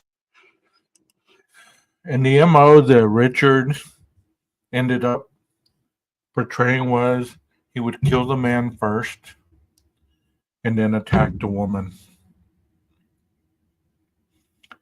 In this case, in this crime right here, he stole the eye sockets or the eyes and ransacked the house because he was in a frenzied state. He was in a frenzied state and he was feeding the beast, so to speak. And as we've heard in Dr. BRUCATO's book, there's killers that often sexually assault their victims after their death. And that's what he did with some of his victims. Not all of them, some of them. This was one of them. Richard Ramirez had discovered a method that accomplished his goals and satisfied his fantasy, for he repeated it many times. Dispatch the mail quickly to get him out of the way so that he could have his perverse way with the woman in the house. The man was just an impediment and not part of the fantasy. The woman was the real object of desire. 6 weeks later, Richard Ramirez returned to Monterey Park and broke into the home of Harold and Jean Wu, waking them from a sound sleep. Ramirez took care of Mr. Wu first, shooting the 66-year-old man through the head. He pummeled Mrs. Wu, 63, viciously with his fists, demanding to know where she kept her money. She was too worried about her husband to be coherent, so he bound her hands behind her back with thumb cuffs to keep her still as he searched the house. After he found what he wanted, he returned to the bedroom, dragged the tiny woman to the side of the bed, and raped her. When he was finished, he left. Mr. Wu... Do you notice his selection of his victims? Not only are their ages, but the demographics of powerlessness. It seems like most of his victims were not able to overpower him. They were either elderly, older, or young, and they could not overpower him. And that might have been the reason why the woman he shot in the garage and the woman he shot inside, or the woman he killed inside the house, maybe they weren't assaulted because he realized that that would be able to fight him off, unlike these older women and younger children, in my opinion. However, was not dead. Despite his terrible head wound, he'd managed to crawl to the den where he dialed 911. He could not tell the dispatcher what the problem was, but the call was traced, and an ambulance and patrol car were dispatched to the Wu's address. Harold Wu was rushed to the hospital, but died later that night. Jean Wu was treated for her injuries. She was able to give the police a physical description of her attacker. 2 weeks later, on May 30th, Ruth Wilson, 41, was awakened in the middle of the night by a flashlight shining in her face. Ramirez had silently broken into her Burbank home and was holding a gun to her head. He ordered her to get out of bed and go to her 12-year-old son's room. Ramirez jumped on the boy's bed and put a gun to the child's head, warning Ruth Wilson not to make a sound. He handcuffed the boy and locked him in a closet. "Don't look at me," he snarled at Ruth. "If you look at me again, I'll shoot you." Assuming he was a burglar, she offered to give him her most valuable possession, a gold and diamond necklace. She led him to the dresser in her bedroom where she kept it, hoping that this would placate him. But it didn't. After rummaging through the house, he ordered her to turn around and put her hands together. He tied her up behind her back with a pair of pantyhose. He then shoved her onto the bed as she pleaded with him. After tearing off her pink nightgown, he raped and sodomized her. His breath was so hot and foul as he lay on her, she nearly gagged. Ruth Wilson told Ramirez he must have had a very unhappy life to have done this to her. He told her she looked pretty good for her age and said he would let her live even though he had killed many others. When she complained that the pantyhose around her wrists were cutting off her circulation, he loosened them for her and brought her a robe before taking her son out of the closet and handcuffing them side by side. Ramirez left them there. Later, the boy was able to get to a phone and call 911.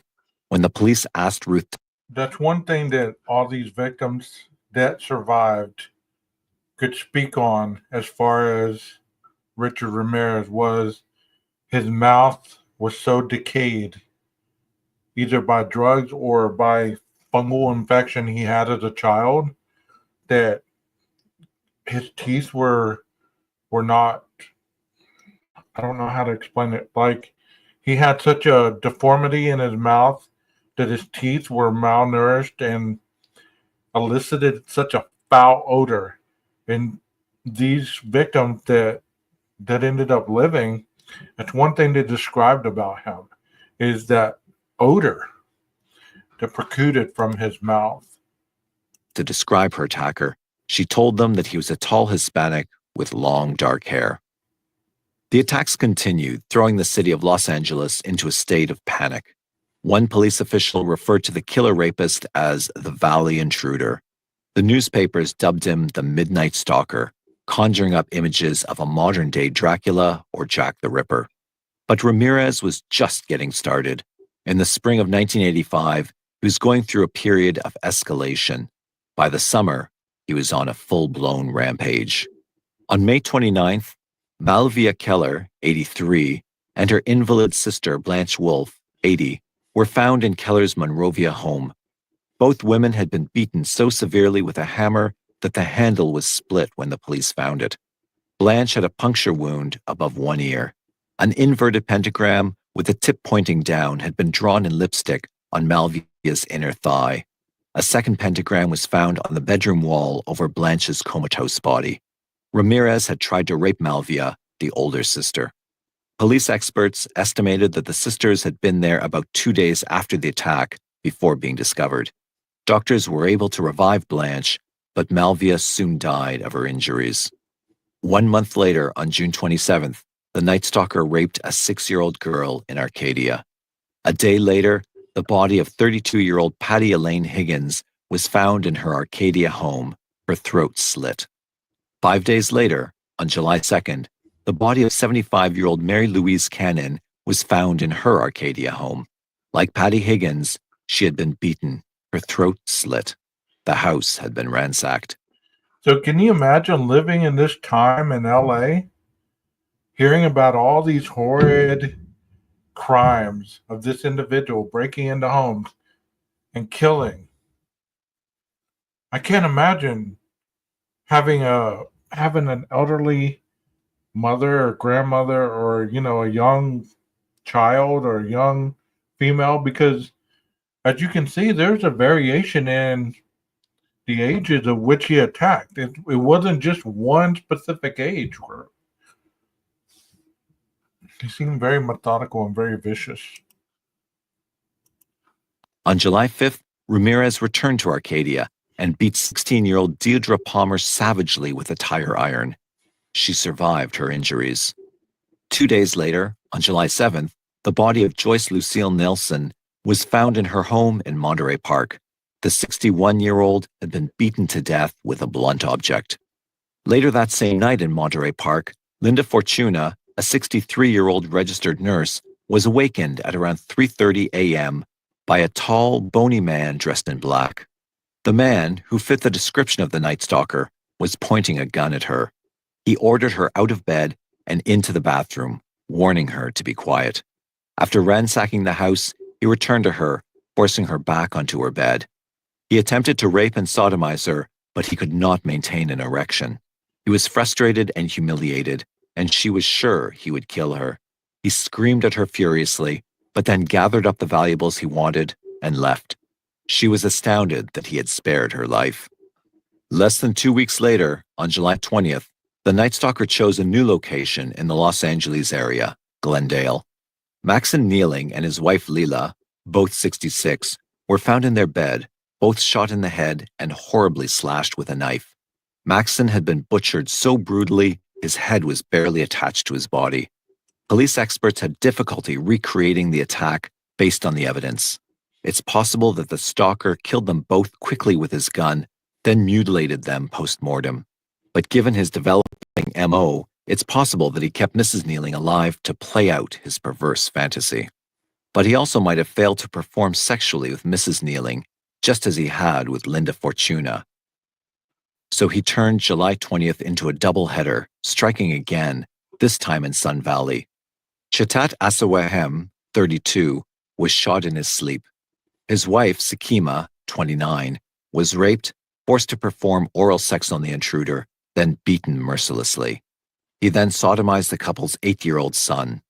Ramirez tied Mrs. Asawahem in her bedroom and left, but not before taking $30,000 in cash and jewelry. On August 6, Ramirez targeted another couple, Christopher and Virginia Peterson. So look at that picture right there. If this was 2023, 2024, 2025, how many people would look at him right there in that photo and be like, nah, there's no way he could have done it.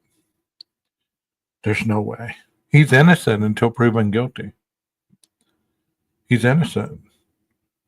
So they tell you about all these murders because there wasn't a gag order. So they would have been, presented all these murders, the details and everything. There would have been in the affidavit. There would have, all this stuff. How many of you in the chat believe that there would still be YouTubers that would be claiming for his innocence? Even with all the evidence that we've heard so far, how many of y'all believe that there would be people claiming for his innocence? He has a look. What look is that, Kim? What look is that?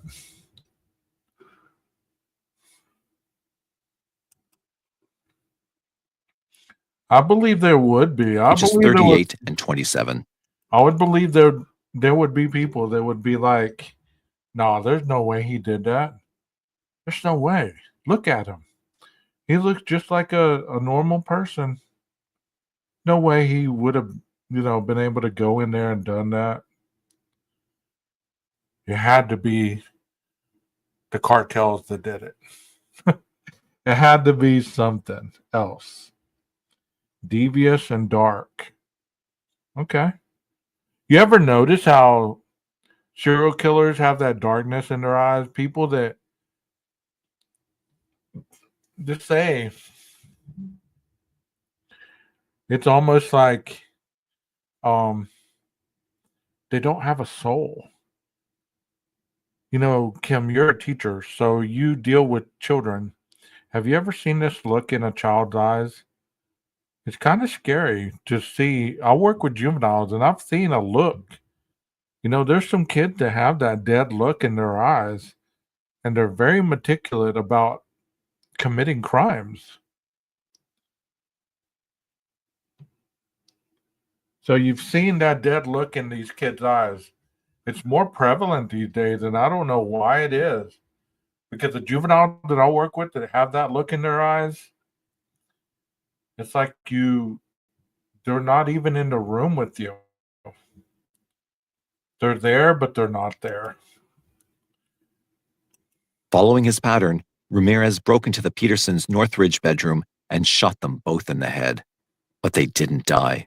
In fact, Mr. Peterson, a powerfully built truck driver, got out of bed and chased the intruder away, despite having a bullet lodged in his brain. Miraculously, the Petersons survived their wounds. 2 nights after the attack of the Petersons, Ramirez lashed out again, this time in Diamond Bar, California. And this time, he had it his way. Ahmed Zia, 35, was shot in the head and killed while he slept. With the husband out of the way, Ramirez was free to play out his fantasy with Zia's wife, Sue Kia Zia, 28. The Night Stalker raped her, sodomized her, and forced her to perform fellatio on him. This was Ramirez's MO played out the way he liked it. I don't have to define sodomize or fellatio for anybody in the chat, right? Hopefully I don't. Y'all go Google the word. I'm not going to describe it. We're all adults, so I really don't feel like going that way, but go Google it. And the experts who profiled him believed that this was the way he would attack again and again, probably adding a little something more each time, a new perversion, a twist on an old predilection, and most likely increasing the physical brutality. Los Angeles County was terrified. The Night Stalker's crimes were becoming more frequent. The cooling-off periods were shortening, and his rage was escalating. There was little doubt that he would strike again. The only question was where and when. But as it turned out, Ramirez decided to abandon his familiar territory. After the attack on the Zias, he headed north. On August 18, 1985, Peter and Barbara Pan were found in their blood-soaked bed in Lake Merced, a suburb of San Francisco. Both had been shot in the head. Mr. Pan, a 66-year-old accountant, was pronounced dead at the scene. Mrs. Pan, 64, survived, but would be an invalid for the rest of her life. Scrawled on the wall in lipstick were an inverted pentagram and the words "Jack the Knife," which is from a song called "The Ripper" by the heavy metal band Judas Priest. So like I've always said before, we focus on the victim very little, but all these stories that we've heard right now, these individuals were just living their daily lives. They were either sleeping, one was coming home from work after a long day, getting out of her car, attacked. A young 16-year-old girl was in her bedroom. She was violently beaten with a tire iron. The lady in the yellow vehicle was just stopped at a stop sign and she was assaulted and killed. You know, I think many people in the true crime community fail to realize the viciousness in these attacks, how quickly they occur, and how people are just living their daily lives, not doing anything most of the time to be victims of a person such as this, of a person such as other people that we've read about. They're just living their lives, and bam, somebody shows up and decides to make them a statistic. And this was one such guy. Local police determined that the killer had come in through an open window. Fearing that LA's Night Stalker had moved into their precinct, homicide investigators sent a bullet removed from Mr. Pan to a forensic team in Los Angeles. The bullet matched others removed from 2 of the Night Stalker's Los Angeles County crime scenes. Police in San Francisco searched their unsolved homicide files and came up with 2 incidents that fit the stalker's MO. On February the 20th, 1985, sisters Mary and Christina Caldwell, ages 70 and 50, had been stabbed to death in their Telegraph Hill apartment. If this was indeed the work of the Night Stalker, he had committed this crime about a month before the night he killed Dale Okazaki and Xian Lian Yu and wounded Angela Barrios. The police also discovered that on June 2nd, the day after the murders of the elderly sisters Blanche Wolfe and Malvia Keller, Theodore Wildings, 25, was shot in the head while he slept in his apartment in the Cow Hollow section of San Francisco. His girlfriend, Nancy Bryan, 25, was then brutally raped by the killer. Could the Night Stalker have been active in San Francisco and Los Angeles throughout 1985, and the police in San Francisco didn't realize it? Panic spread through the city by the bay. To quell fears, Mayor Dianne Feinstein talked publicly about the hunt for the Night Stalker, but in doing so, angered detectives by giving away too many details of his crimes, thus impeding their investigation. I can't imagine that, Leslie. I cannot imagine waking up to a man dressed in black, holding a gun, watching me sleep. I mean, that'd be terrifying for anyone. I think I'm going to stop it here for now, and I'll play some more when I read The New Evil on this case, and I'll play some more after I read that. That way, individuals can continue to get a visual of the ferociousness of these individuals that comprise in this gradation of evil scale. It's terrible to think of serial killers such as this.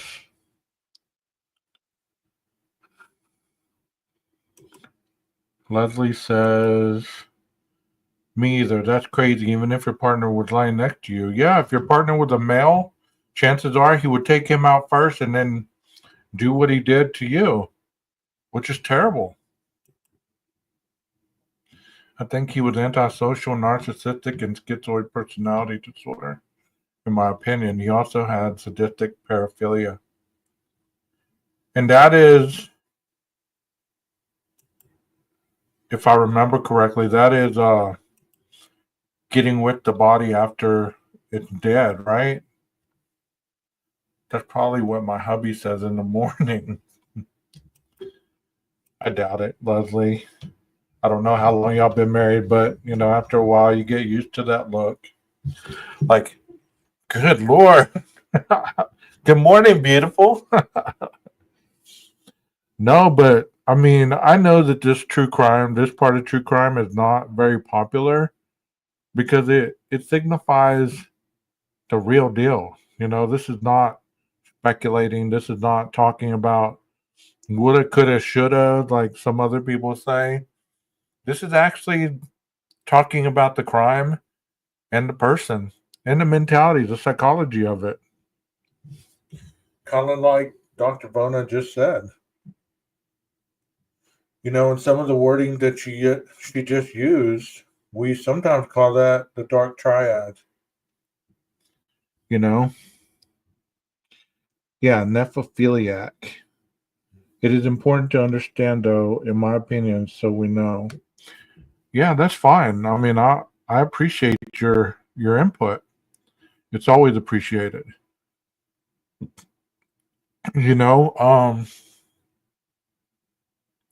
Just in that little bit, think of how many murders he committed just in that little bit that I showed. How many people were his victim? You're welcome, Dr. Vona. How many people were his victims? Unsuspecting people just living their lives, like I said, and to be crossing the paths of this sadistic predator. And people act like this can't happen every day. What would the statistic that Dr. BRUCATO had in his book about a woman being raped? What is it? Once every 98 seconds or something like that?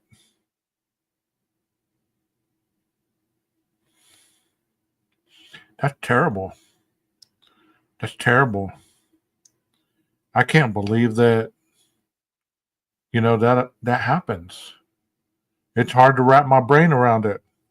But I'm not in denial to think that it doesn't happen. Not only have my life experiences shown me different, that also, I've seen different aspects of the world where the world is not a friendly place. And if you go in certain areas, nobody deserves to be victimized. I don't care what it is.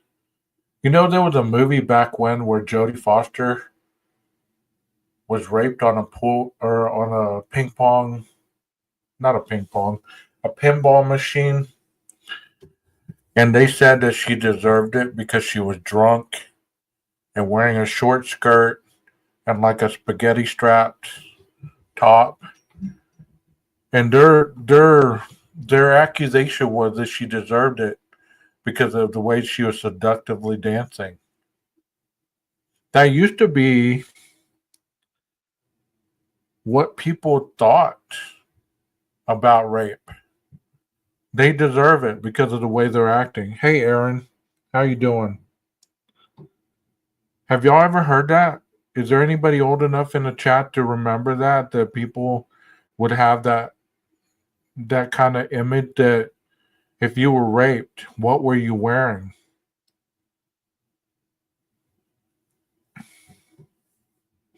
What were you wearing? What were you doing? Yeah. Thank you guys for seconding what I'm saying because um they do still think that way. You still hear comments like that. It's like, well, what was she doing? What was the individual doing? What were they doing out that late at night? Or did they deserve it? Did they lead the person on and then, decide no at the last minute and then it just went too far? No. That's not how it happens at all. That movie's terrible. I mean, I think I saw that movie like when I was 16, 17 years old, and it just it's traumatizing to watch Jodie Foster have that happen to her on that pinball machine. I can't think of that damn movie's name. Um, do any of y'all know the name of that movie? Or why is she dressed like a little adult? I'm like, huh? Exactly. John Bonet. If she was killed, she deserved to be killed because she was dressed like a beauty queen, and some perverse person looked at her like a full-grown adult. I don't know enough about that case to really talk about it other than that. Don't run by yourself, don't walk at night, etc. Yeah. Like what were you doing running at night, that late? What were you doing that caused you to put yourself in harm's way? The Accused, thank you. Thank you. If you've never seen that movie, you might check it out. It's a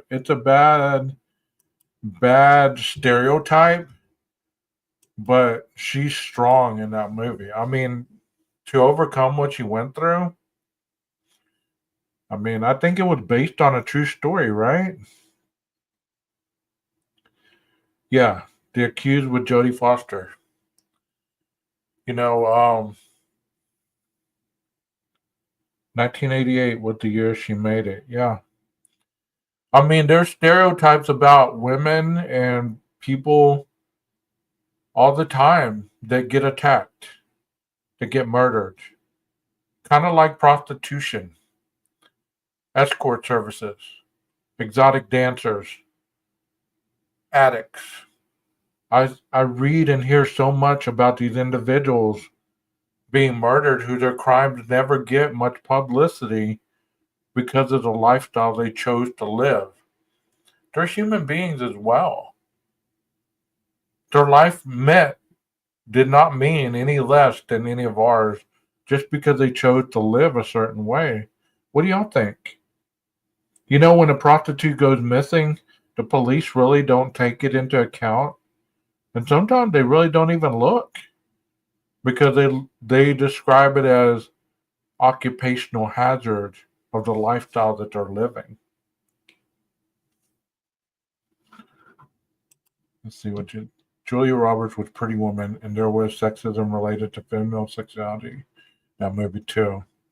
But I used to watch it all the time, and it was a good movie. You're right. You're right. You know, when she'd walk into the boutiques, especially the first time when she was still in her street clothes, they weren't going to serve her. They weren't going to help her. People turned their nose up at her.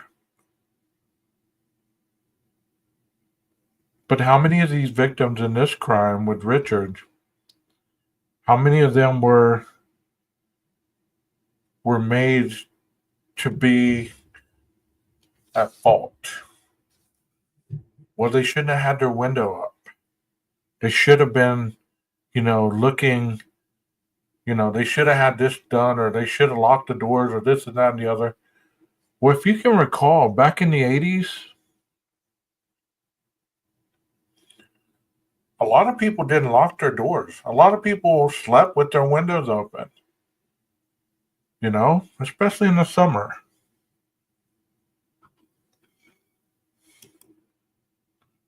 Yeah, exactly. Well, the hubbies and boyfriends go pay them and they call them whores. Yeah, exactly. You're right on point. So many, which is why it's underreported. Yeah, I mean, that's why a lot of times, these murders of prostitutes go on for so long because the police don't take it seriously. Or these individuals that are drug addicts and they get murdered. Well, it was because of the drug deal gone wrong, or it was because of this, or it was because of that. Occupational hazard. Still a person, it's still a human being. You know? That's one of the reasons why I enjoy doing what I do on this channel is because, like I told somebody one time, I said, I hope to give the people that don't have a voice a voice. And I hope nobody steals that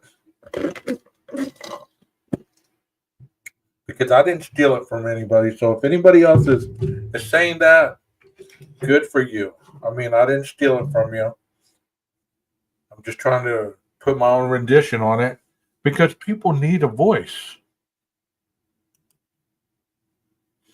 Like the case in Portland ignored over a year, all those girls. Yes, and we'll go into that case as well. Rondi, I'll play that case as well.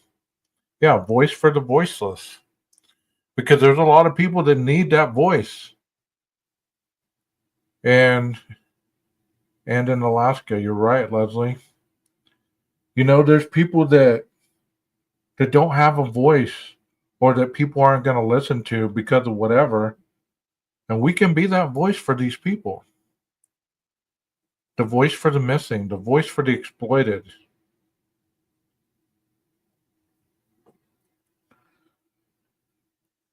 We will do that Portland case. I did it. I did that case a long time ago. I just ran across that one. Let me see if I can find it. I hope y'all aren't sleepy because I'm like in the mood to talk tonight. It's Friday. I don't have to work tomorrow. I think I interjected that case with the Juten murders. So that's how long ago that case that I did on a live. Let me see if I can find it and I'll play it for you guys. Because at that time I didn't know anything about Oregon. I didn't know about Portland. I didn't know about any of that. And Rhonda's educated me on that, and she's educated me on the case and all that stuff. And I'm very happy about that because it needs to be discussed. Am I making a difference on YouTube? I don't know. But you know what? If one person is helped by me running my mouth, that's good enough for me. I don't claim to be anybody's savior.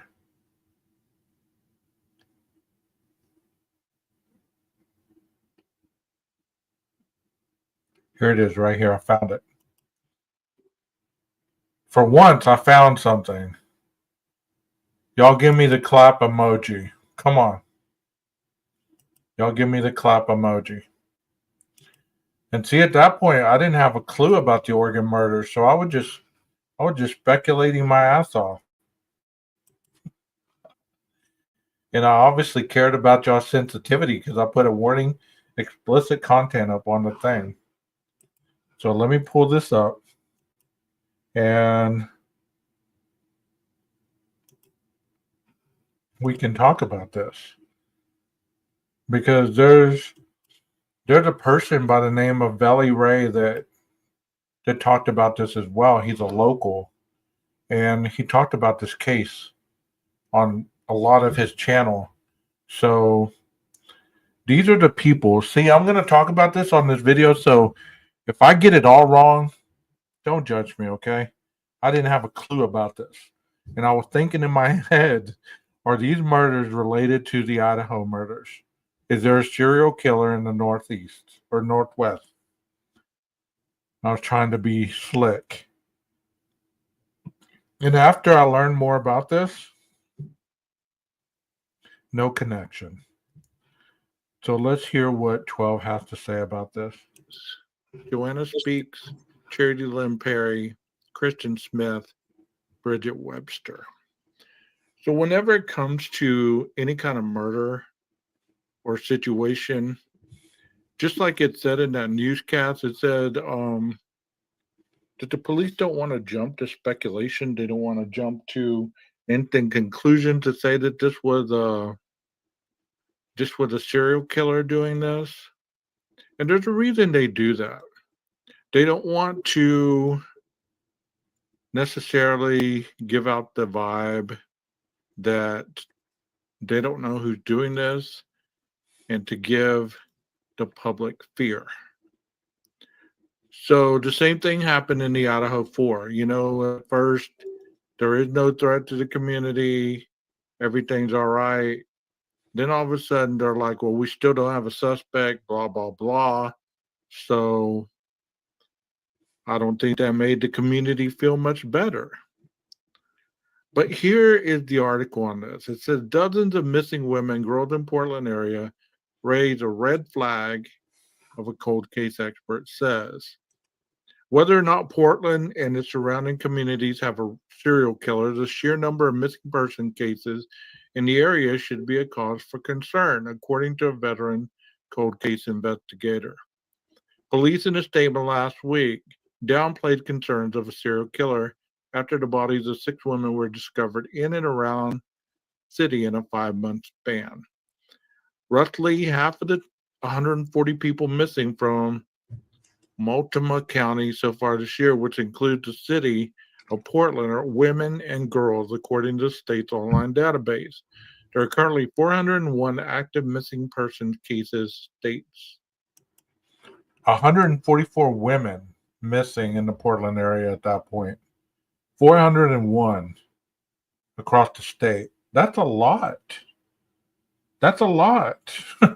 Yeah, I saw that video as well, Kim. That was wild, wasn't it? That was wild. We're glad to see you back. I defended you the other day on a video, so I hope that you're doing well. You're always welcome here, okay? Yeah, Rondi went into that house that Belly showed. But back at the time, I didn't think that these women were connected in any ways. But after exploring this case a lot more, it came to find out that they were connected in different types of ways, and they caught the person who did it. What? However, Joseph Giacalone, a retired New York PD sergeant, now an adjunct professor at John Jay College of Criminal Justice, said the sheer numbers should be considered a public safety concern, even if no foul play is suspected. I would think so. 401 people missing, and you say it's no big deal? Come on, man.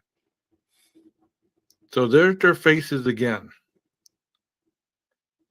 The number of open cases involving missing women and girls in the first half of this year is already well above the 46 at the end of 2022. So, according to the state's count, Portland police, who keep a separate record and are responsible for only a portion of the 466 square mile Multnomah county, and they're investigated a total of 489 missing person reports last year.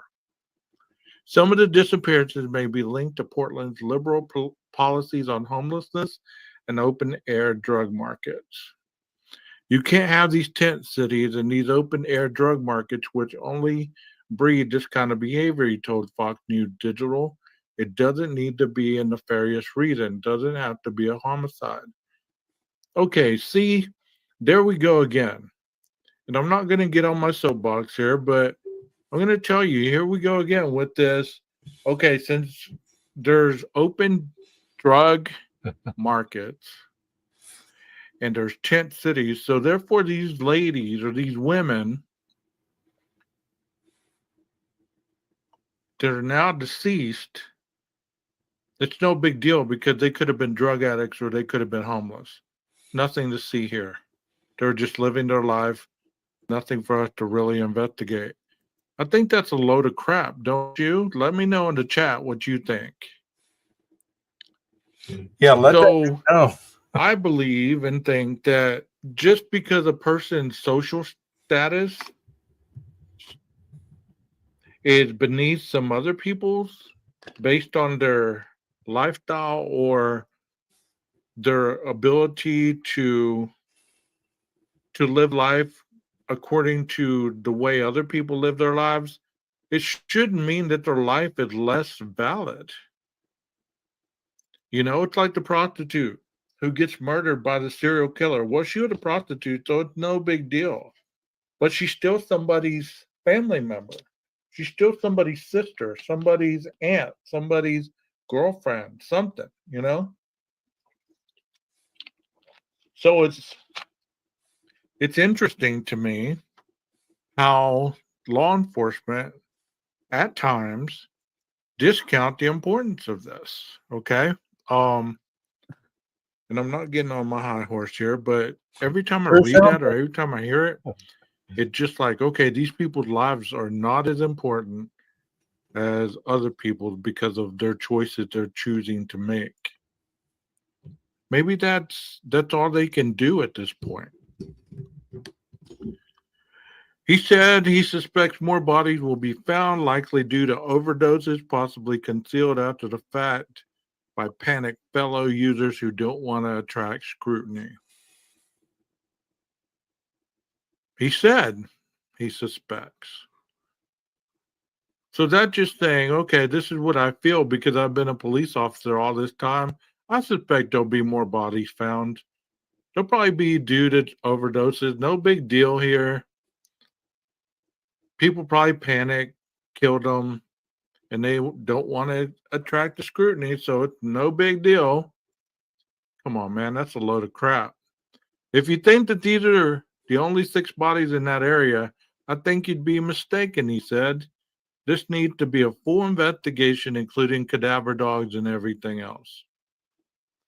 And I could be reading that out of context, but you know what? It doesn't sound like he's being too positive about it. Police found the remains of Kristen Smith, 22 on February 19th, Joanna Speaks, 32 on April 8th, Charity Perry, 24, and an unidentified woman on April 24th. Bridget Webster, 31, on April 30th, and Ashley Reel, 22, on May 7th. Of those bodies found, only one had been publicly declared a homicide by investigators so far. The death of Speaks, who was found dead of blunt head and neck injuries behind an abandoned barn 22 miles north of Portland. And at least one case had been linked to homeless encampments and open-air drug markets. Okay, so if the others were not drug addicts or homeless, then why not just say that? Why not just say, okay, nothing here, it wasn't nefarious, they died of, natural causes or their environments, or they OD'd. Sometimes what you don't say is more important than what you do say. Because sometimes what you say is a load of crap, and all it does is fuel speculation. And it's almost getting to the point where law enforcement it appears that they enjoy it. They enjoy creating speculation and drama. It's almost like a way to keep the investigations off track. It says Perry, who police found dead inside a culvert at the Ainsworth State Park, 35 miles east of the city, had a history of substance abuse and mental health problems. Surprise, surprise, mental health problems. Her mother, Diana Allen, told Fox News Digital. So if you have mental health problems, and we have a lot of these situations in our country that supposedly individuals that are shooting up places have mental health issues, what's wrong with our country in helping assist in these things? Perry's mother believed she had been living in a tent in neighboring Vancouver, but learned later that her daughter was last seen at an open-air fentanyl market in Portland, where she OD'd. Okay, finally, you said it. She OD'd. So that's one down. Nothing nefarious there. Perry was taken to the hospital and revived with a dose of Narcan, her mother told Fox News Digital. But she was released without any verification of her address. No one looked up her background, and the hospital did not reach out to her emergency contact, her mother, about the incident. I'd been trying to find her, but every time I went to the tent she was staying at, she wouldn't be there. At first, I didn't know she went to Portland until the detective informed me of this. They can't give me a day of death, but I'm pretty sure it was in April. Allen said she could not discuss specifics of the case due to the ongoing investigation, but she believes the evidence shows her daughter was taken to the location in the park in an attempt to conceal her remains. It seems like a lot of work for a drug overdose, she said, so I'm stuck on this fucked up ride I call the Ring of Fire. One side is trying to reach for everything that may. So think of what we've heard as far as Dr. BRUCATO's book and what I've been reading. This killer right here didn't feel any need to conceal these bodies. He just dumped them openly where they would be found. I read on that earlier. So if you weren't in here, you might go back and replay the live and listen to what I read about. And this case fits some of that gradation of evil scale.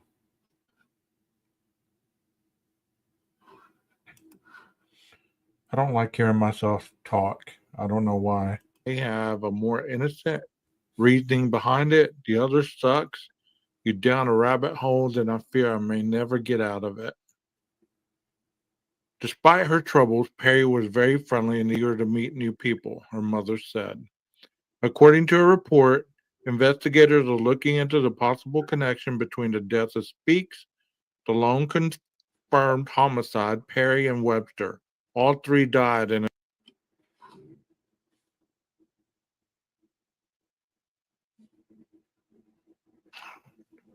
Could they have gotten some bad dope? Possibly. Possibly. Can y'all hear me? Can y'all hear me? Press 1 if you can hear me.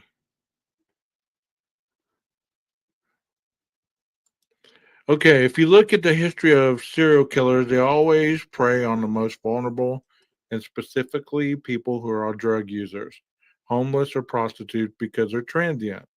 People aren't really looking for them after a certain period of time, and the group that these individuals hung around with, whether it's drug scene or the prostitution scene, are not really that friendly with the police. Of course, that's the type of lifestyle that the individual typically use to support their habits. A search of the National Missing and Unidentified Persons System database revealed at least four other Jane Does were found in the region in 2022.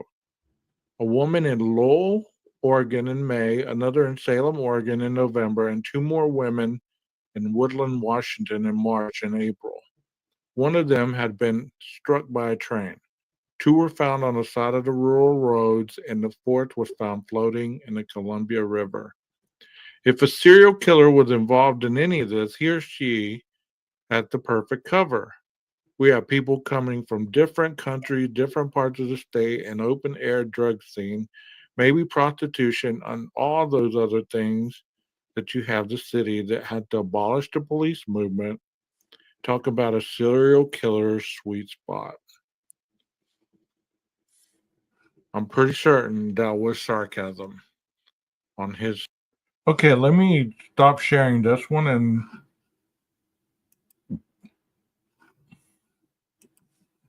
let me go to Veli's channel and see if I can find that where you are looking, what you are asking in the chat. I remember playing a little bit of it on my channel, so Veli never said anything, so I guess he's cool with it. Let me see if I can find it again.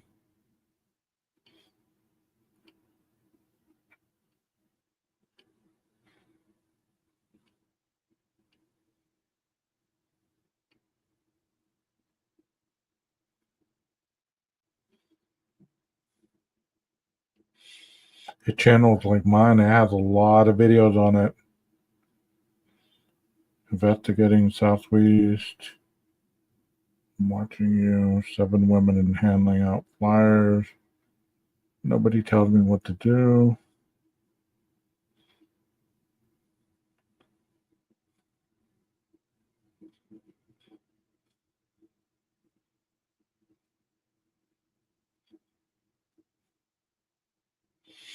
Nobody tells me what to do. um,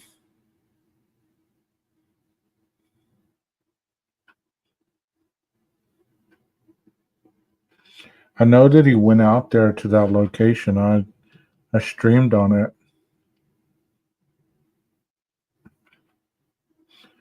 And then he like, I guess he was talking about um, Jesse Calhoun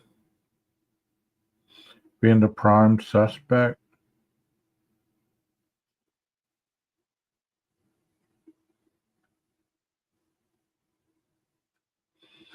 Because it looks like he handed out a lot of flyers among the homeless.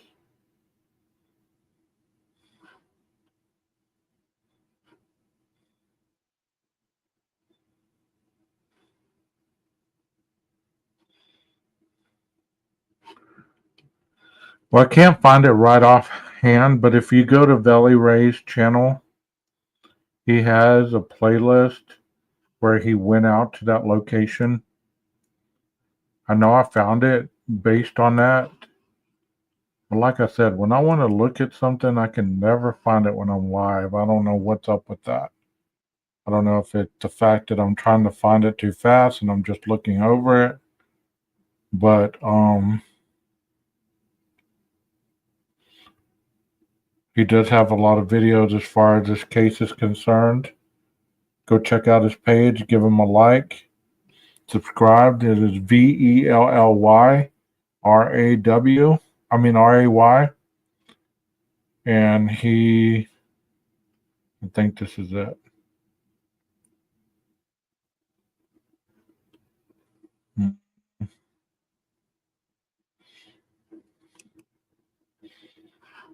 Maybe this is it. Hold on a second.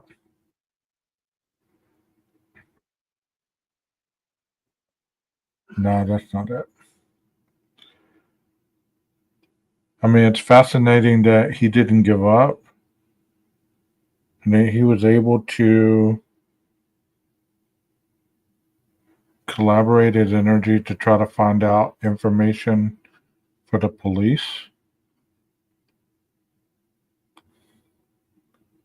He seems like a pretty good dude.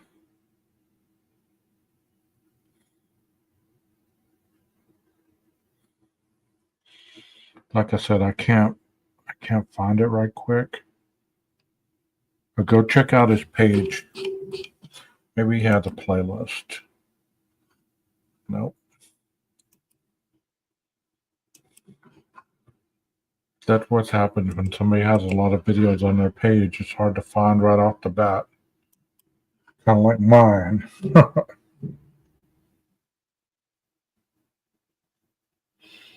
Summertime. Yeah, he's with Kristen's mom. He handed out so many flyers about it. Yeah.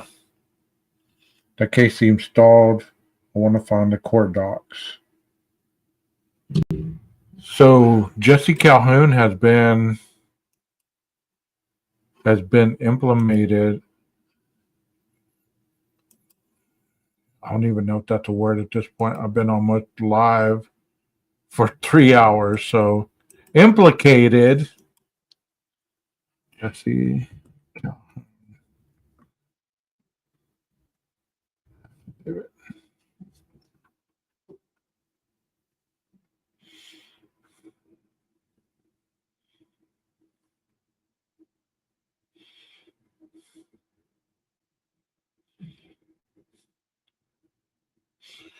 50-day killing spree. Let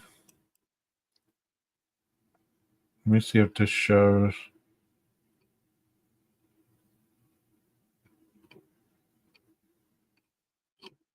I mean, because a lot of these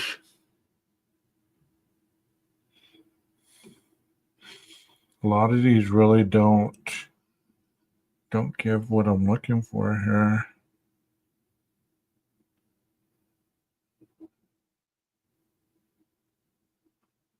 Let's see this one right here. Hold on a second.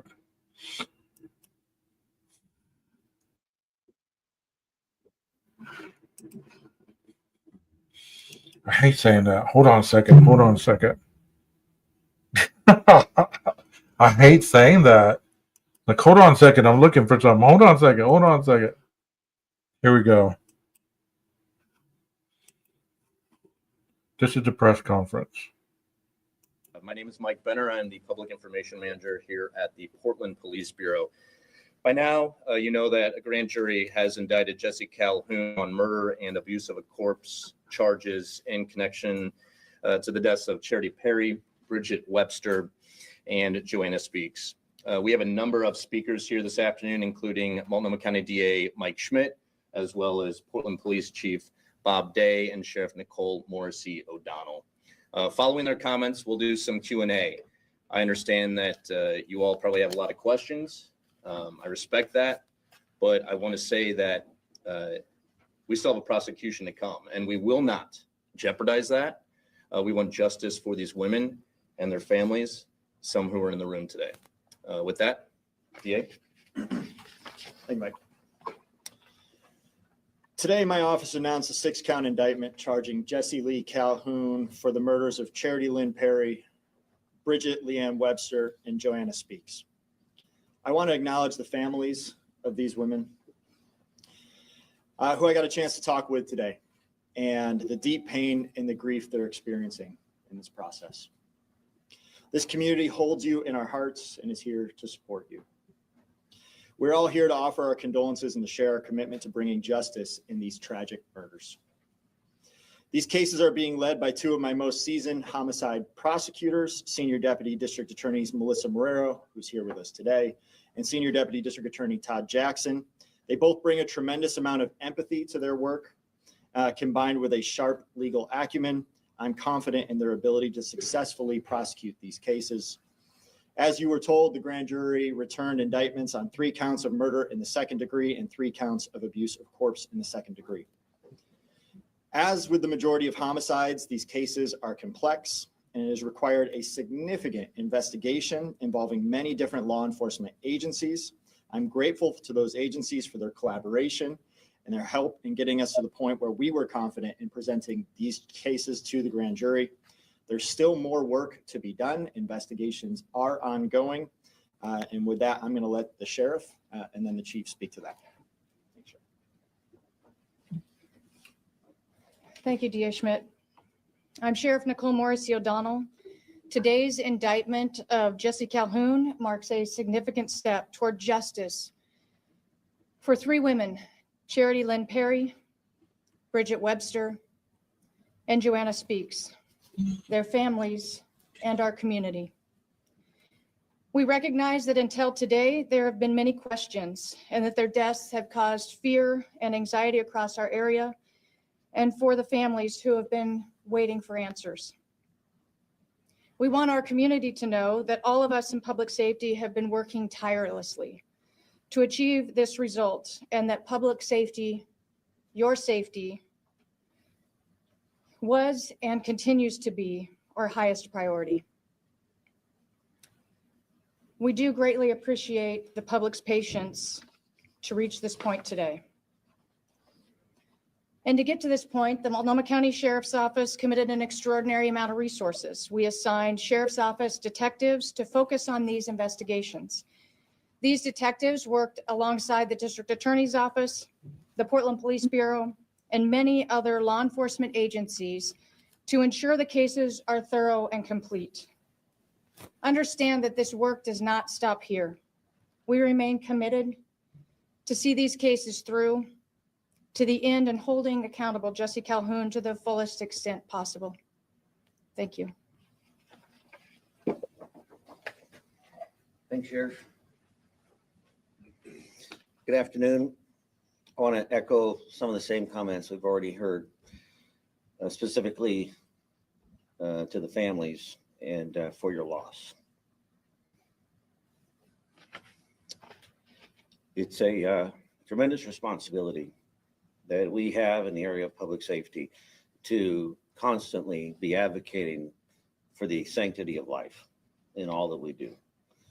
And today is a gratifying day to acknowledge these indictments, but it's also a very somber day, a day to remember the lives lost and the sacrifice that these families are experiencing in that loss. And although we cannot bring them back, we will do our very best to find justice and resolution in this process on your behalf. I do want to emphasize and recognize, as already mentioned, the extensive collaboration that went into this investigation. The Portland Police Bureau's partnership with agencies behind me, as well as several in the Tri-County area, is ongoing, but has been extensive. And we've been engaged from the very beginning, taking strong investigative steps, marshaling all the resources that we have to bear to come to successful conclusion, or at least a successful point in time as we are right now, certainly not a conclusion. And we're 100% committed to continuing this work around this case and any other information that might become available. So just know that we're not done, and we are very much aware of the impact this has had on our community as a whole. And our desire here today is to message to those, as the sheriff said so well, that we are engaged, we take this responsibility seriously, and we intend to continue our commitment to provide the highest level of safety to the community. Thanks. All right, thank you, Chief. Thank you, Sheriff, and thank you, DA Schmidt. We do have some time for some Q&A. Again, the investigations are ongoing. The prosecution is still to come. We will not share information that jeopardizes any of them. That would be incredibly harmful. With that, please state your name and who you'd like to ask a question to. Connor, we'll start with you. Yeah, Connor McCarthy with Fox 12. I know there are 2 other women who were kind of lumped in throughout the year. They were named on the indictment. Are those cases still under investigation at that time, at this time? To anyone that can answer that question. Yes, there are continuing to be investigations ongoing. So what the grand jury has returned is the evidence that we presented on those cases, and other cases continue to be investigated. So I think there were 3 other women, Kristen Smith, Ashley Riel, and an unidentified woman. Are all 3 of them still being investigated in connection with Jesse Calhoun? I'll let my senior deputy talk about that. Hi, good morning. We are still very much investigating the deaths of Kristen Smith and Ashley Riel with our partners here, as well as the Clackamas County DA's office and other investigators. The 6th woman we have determined was not a homicidal death, and so the 6th woman is not at this point being investigated further. And then the last time there was an update on this case, Joanna Speaks was not being linked with Calhoun. I know that you can't reveal too many details of this investigation, but can you share anything about why she was added to the people who were linked with this person? Evidence presented to the grand jury and evidence obtained by the investigators led us to that link and resulted in the indictment. So at this point, we do feel confident moving forward with charges involving Ms. Speaks and Mr. Calhoun and his involvement in her death. Can you speak to at all what connected the women to Mr. Calhoun, even generally without compromising the case? Unfortunately, given the nature of the ongoing investigation, I can't answer that question at this time. And do you anticipate any federal charges? I know one of the women who Speaks body was found in Washington State. Do you expect any federal kidnapping charges? I'm also not able to speak to that at this time. Ariel Salk with Coin6. Did the jury consider any charges beyond murder and abuse of a corpse? And could there be more charges in the future? The grand jury indicted on all of the charges that they considered at the time. Additional charges could move forward if additional evidence were presented to them. For you or D.A. Schmidt, could you please address the timing of this indictment in light of the fact that it comes literally days before an election, also weeks before Calhoun was due to be released? Thank you. The timing of the grand jury convening was set last year. The arrest of Mr. Calhoun was not directly related to these charges. And so we knew, because he had been arrested, we knew that his release date would be coming in early June. We knew that we would need to move forward with an indictment by that time. The date of the specific indictment was based on the date that we concluded testimony. The grand jury voted yesterday. We met with the families and informed them of the decision, and then immediately released that here. From our perspective, the election had nothing to do with why we chose to do it at the time we did, or the speed at which the investigation went forward.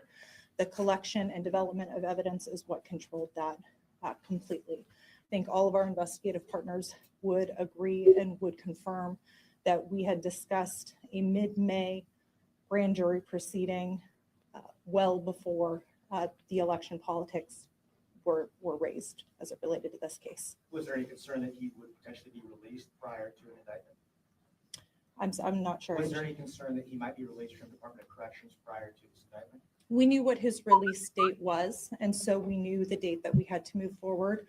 Of course, we had to have a certain amount of evidence in order to be able to present that to the grand jury to ensure that we were able to charge him prior to that date. That the investigation into all of these cases is still very much ongoing. Just to be clear, once his sentence with DOC is finished, where does he go? Pardon? Where does he go once his DOC sentences? We anticipate he'll be transported back to Multnomah County. So he's going to finish out the rest of his time in state, DOC, then come back to Multnomah County. That I can't answer. Do you expect to prosecute these cases together as one? The grand jury returned a single indictment. So at this point, Mr. Calhoun will be charged on one charging document.